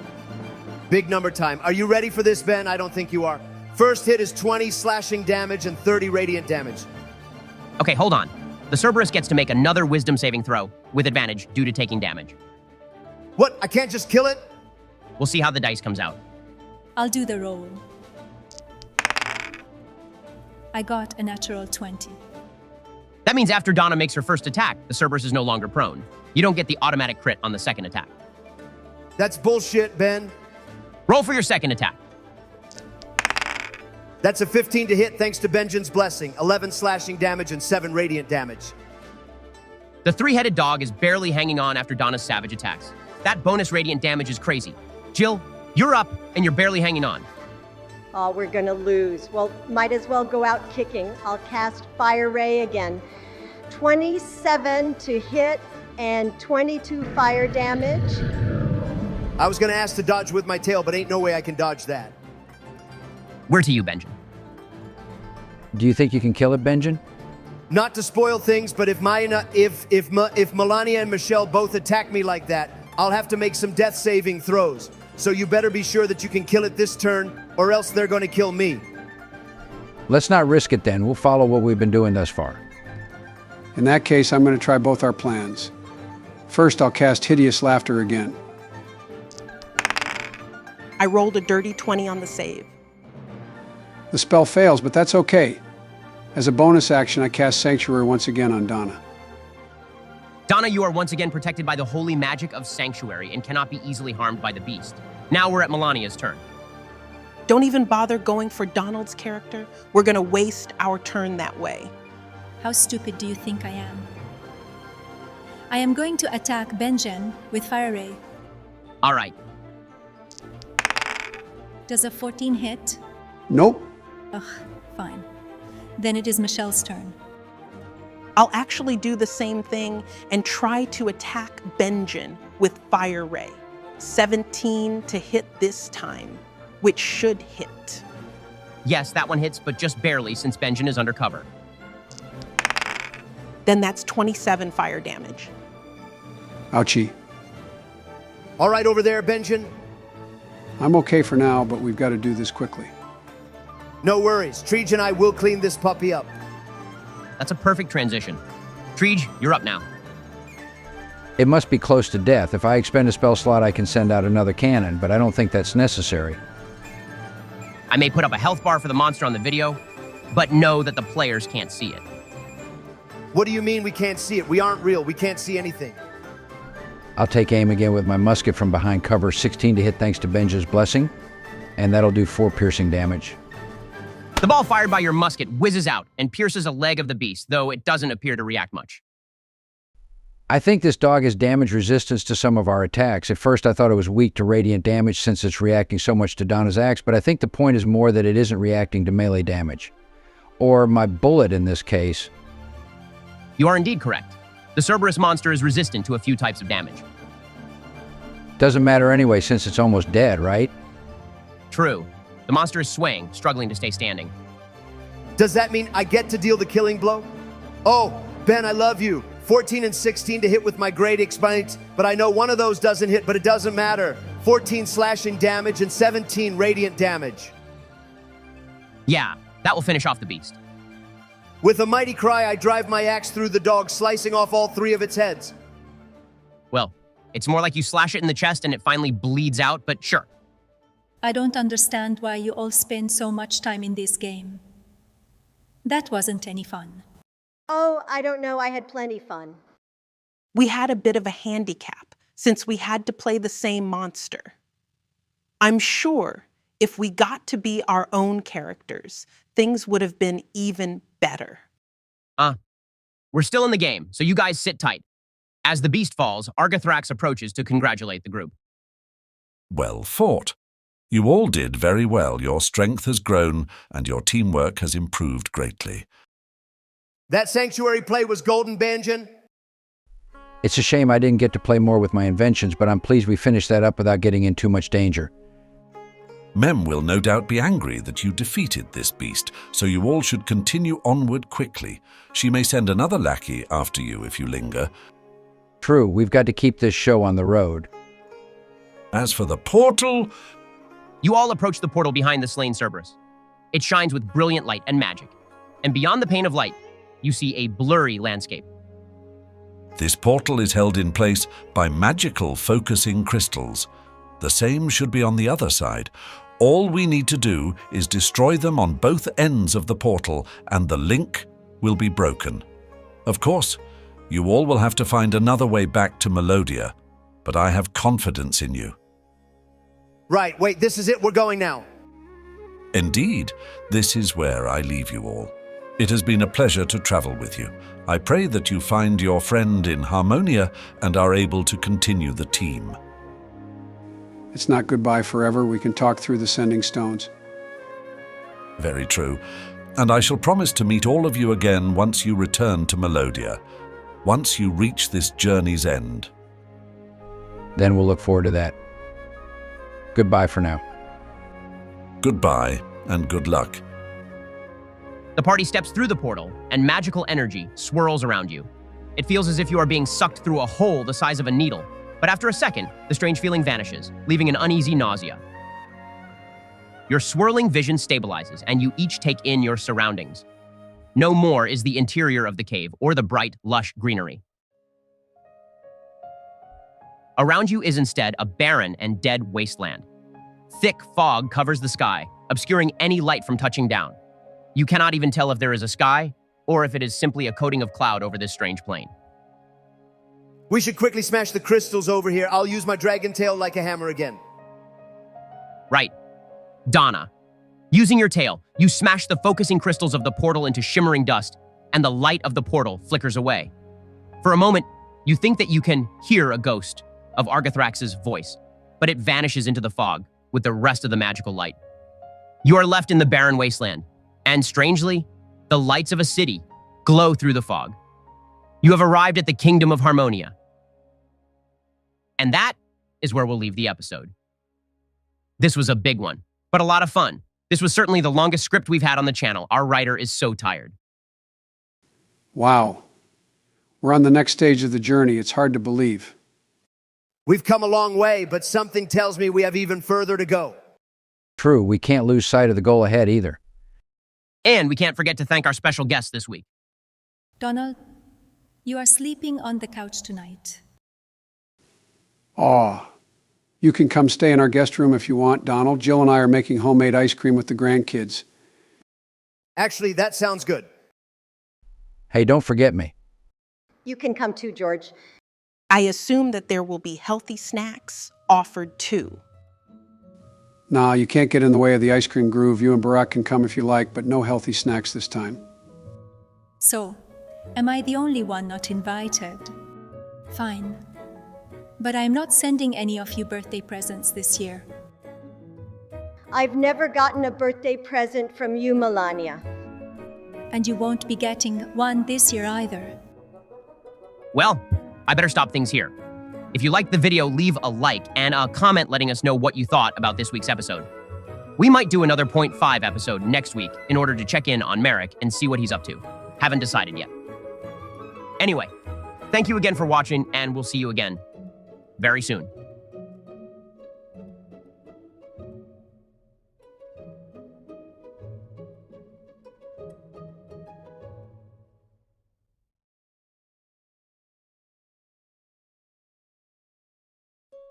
Yatta!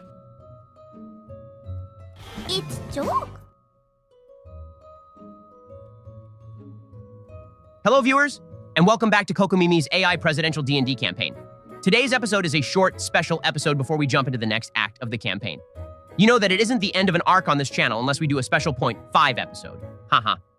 We'll skip the intro and go over it in the next episode when we start the next act in earnest. Today, we'll be catching up with Merrick a little and seeing what he has been up to in Harmonia. I assume that I'm going to be meeting up with the gang very soon. Yes, though it all depends on how they play out the first episode.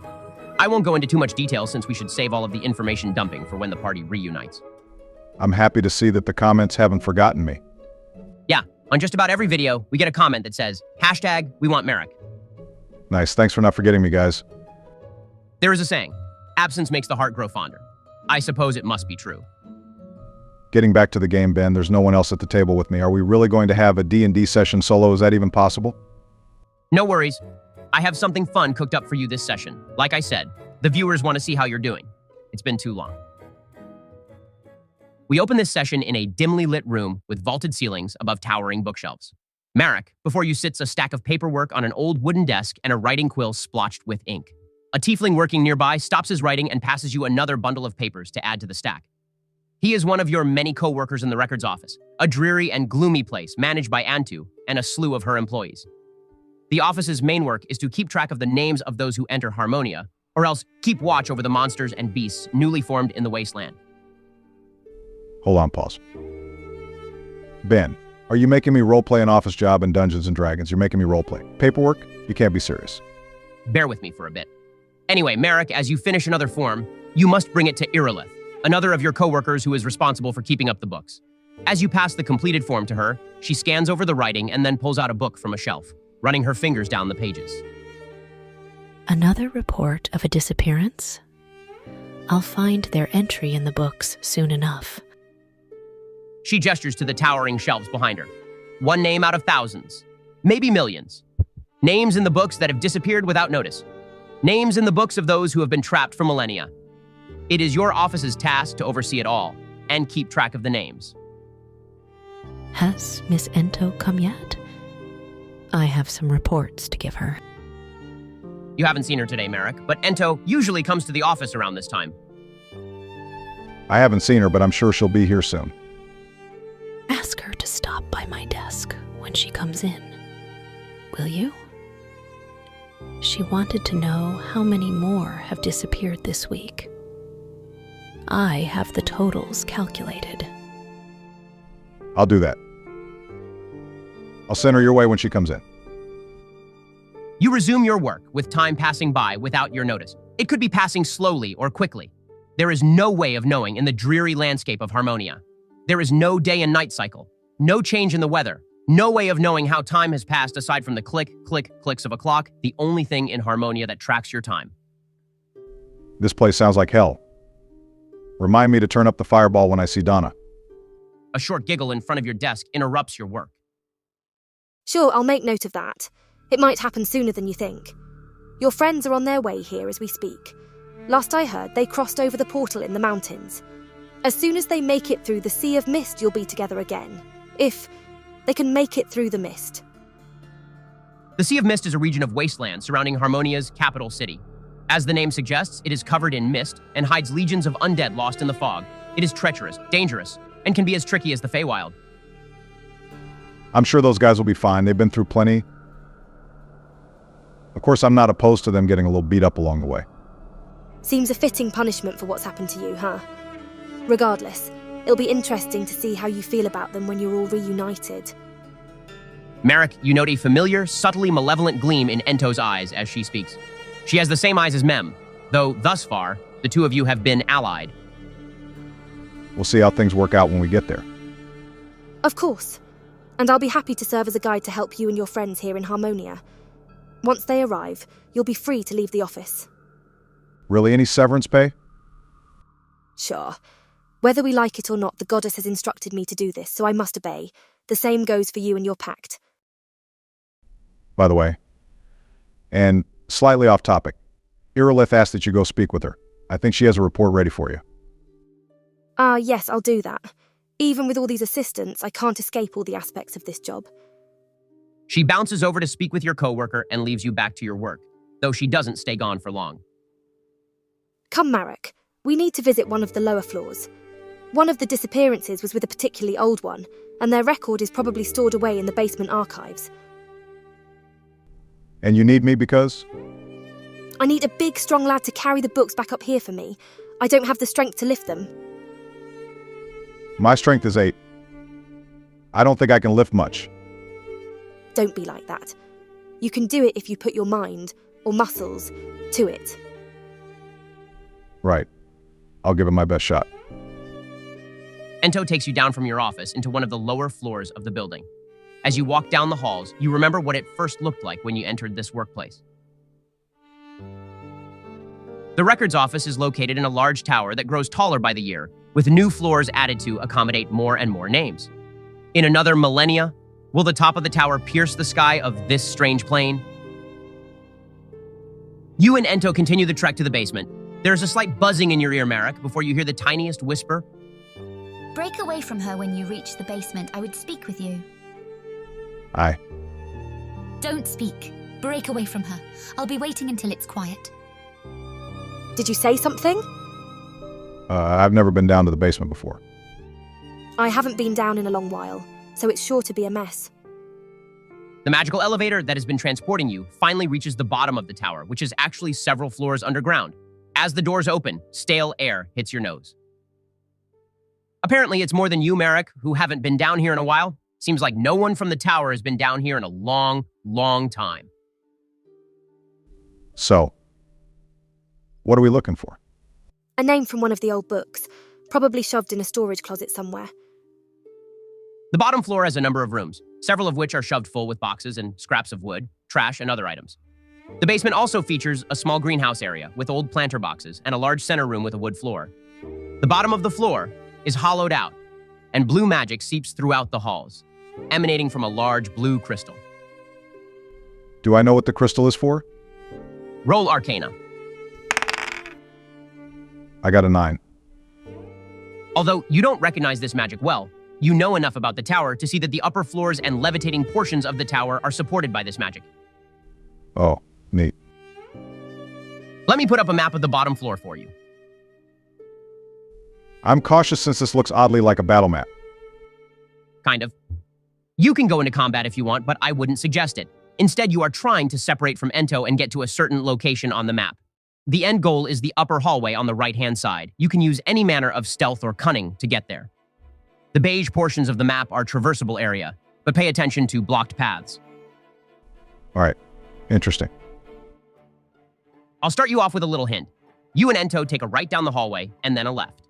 Inside is one of the storage closets of the floor, mostly empty aside from a dark bookcase. Huh? I feel sorry for those this far down the record. They've gotten shoved in a closet, for real. Can I push her inside and close the door to start my getaway? Sure. Roll a strength check. That's an 8. You surge forward to shove Ento into the closet, but she won't budge. She turns back to look at you, an eyebrow raised and a nasty grin on her face. Did you just try something? There was a bug on your shoulder. Roll deception. Is a 13 good enough? Ento squints at you. She doesn't believe you, but she's choosing not to say anything more. Her focus shifts to the bookshelf, and she runs her hands over each bound record. Since she's distracted, can I slip down the hallway? You can, but it might trigger some time turns. Sure, fine. I'm going to slip down the hallway without her notice. Roll for stealth this time. 16 this time? That's good. Yes, it is. Merrick, ahead of you, at the intersection of hallways, the floor glows with light blue magic. Some sort of spell has been cast on the floor here. What would you like to do? Do I know what the spell does? Roll Arcana. I'll let you roll with advantage this time. Another 8. I am not rolling too well on some of these, even with advantage, dang. Oof. Sorry. Looking at the magic on the floor, it is vaguely familiar to you, but you aren't sure what the spell might do. The only thing you can tell is that it probably won't cause you much bodily harm. Probably. And much. You're not good at assuring someone, Ben. Hey, we've got to keep up the tension. Well, I'm not touching the spell if I can help it. Can I jump over it? You can, but you'll only be able to jump to the hallway directly across from you. Looks like there's another spell just ahead, so I'll run into the same problem. will Ento be able to see me down the hallway, even if I'm that far away? Considering no one else is down here and the hallway is pretty clear, yes. Okay, I think I have a plan. First thing I'm going to do is jump over this magic area here. Are you going to make me roll? It's far enough that you can make it. However, once you start, we're moving to turn-based mode. Is Ento going to immediately notice? You'll have a turn to move before you grab her attention. That's all I need. So I jumped over the first magic area, and now I'm in the middle of the hallway. And turn-based mode has started. You have limited movement, so make it count. I've got it covered. First thing I'll do is jump over this other magic area.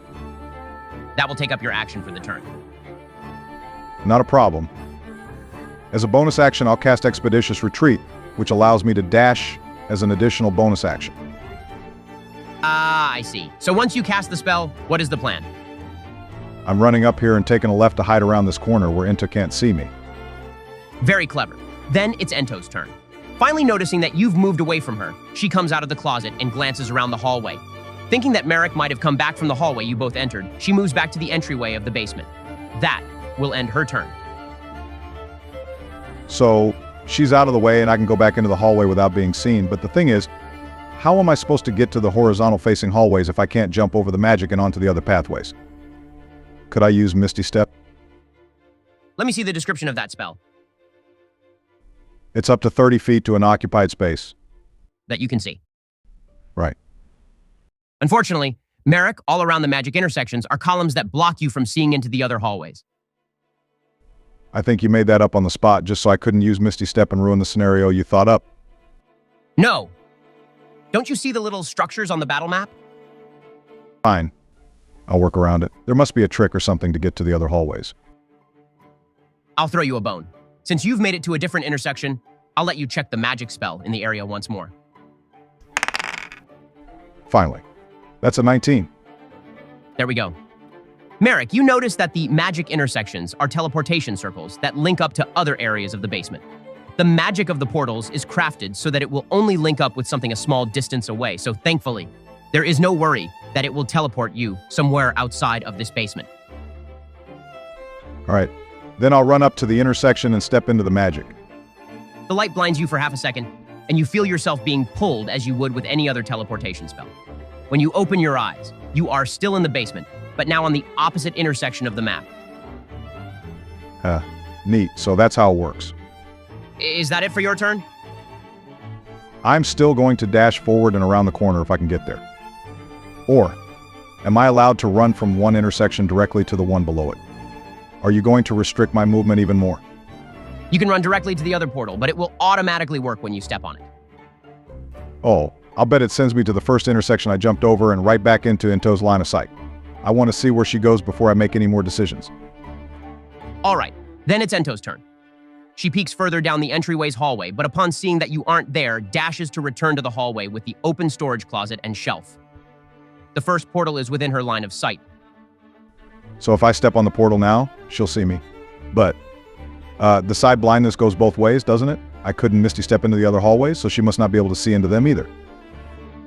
Misty Step is a bonus action, but would you let me use it as an action as well, Ben? I'm trying to measure out how far ahead I can move. If I don't do this exactly right, she'll spot me. Oh, I do have an invisibility potion on me. I'll drink that as my action. You down the potion quickly, watching as your body fades into the background. Merrick, you are now invisible. Right. Then I'm going to dash to make sure I can make it to this portal. You can make it to the junction ahead after using the portal, but no further. But I'm invisible, so no worries. If that's all, then it's Ento's turn. Yeah, that's all for me. Ento glances in the storage closet, and when finding it empty, continues down the hallway. She steps onto the portal, and then materializes far down the hall to the left. She shoves her head into the greenhouse to look for you, but finds it empty. Where did you run off to? Now we're back to you, Merrick. I'm almost there. Do I need to dash to get to the finish line? It doesn't matter either way. All right, so I'm here. Now what? Divita asked me to get away from Ento for a second, and I did. Once you make it to the hall, a circle of magic appears below you and shoots up purple flames, encasing you in a ring of fire. Strangely, you feel no heat from the magic. The fire is some sort of illusion or a means to block eavesdropping. You did it. Well done. Yeah, not to be rude or anything, but this basement is set up a little weird. Thankfully, I used it to my advantage and slipped away from Minto. I've hidden you from her for the moment. I wanted to speak with you in private. Of course, I'm listening. You have settled into your new powers well. I'm glad to see that. Yeah, it's working out well for me. Anyway, I'm sure you didn't want to have small talk, so what is going on? I have a request to make of you as your patron. It is something only you can do. I expected this when I took the pact. What's the request? I want you to kill me. Sorry, repeat that? I want you to kill me. This is the request. I have a lot of questions. Why do you want me to kill you? Also, how am I supposed to do that? Do you want me to fireball you right here? You can't do it yet.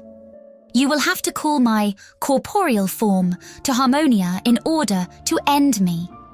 And you should not do it until you are ready to leave this land. Since when I die, my protective magic around you will also disappear. And because undead disappear here regularly, there's a chance I will disappear as well. But still, why do you want me to do this? She pauses, thinking over her answer. There is much to Harmonia that I do not understand. And even more when you consider the link between Melodia and Harmonia. I believe my death will solve many of the problems plaguing this land. But even if it didn't, I've thought long and hard about it. I cannot keep raising everyone as undead. I am tired. I want it to be over. I want to end this link and this existence that I do not understand. But why did you not want Into to hear all of this? She will try to keep me alive for as long as possible. The one who owns her will make sure of it. I am not allowed to die. The one who guides her. Who is that person? I can't exactly remember. Each time I try to recall it, I'm met with 1,000 lifetimes of blurry memories. That is why I need you, Merrick. I need you and your friends. You must be my sword. The sword that can finally pierce an impenetrable shield and put an end to things. Well, I'm a warlock, so your wish is my command. Yes, and once it is all over, you'll be free from the pact. I see. Once I meet up with my old friends, I'll have to find a way to tell them this without Into knowing. She will suspect as time goes on, but I have faith that you will find a way. I am entrusting my life to you, Merrick. Thank you. And that will conclude this week's special episode. Thank you very much for tuning in and letting us catch up with Merrick to see what he's been up to. At least I'm not completely out of the campaign. I'm missing my buds. Well, 2 of them. We'll see how I feel about Donald and Donna. This has been a short episode, but I wanted to keep it as just a Merrick catch-up time. We'll pick up next time with the main party as they explore this entirely new region. Leave a like and a comment on the video letting us know what you thought, and we'll see you again very soon.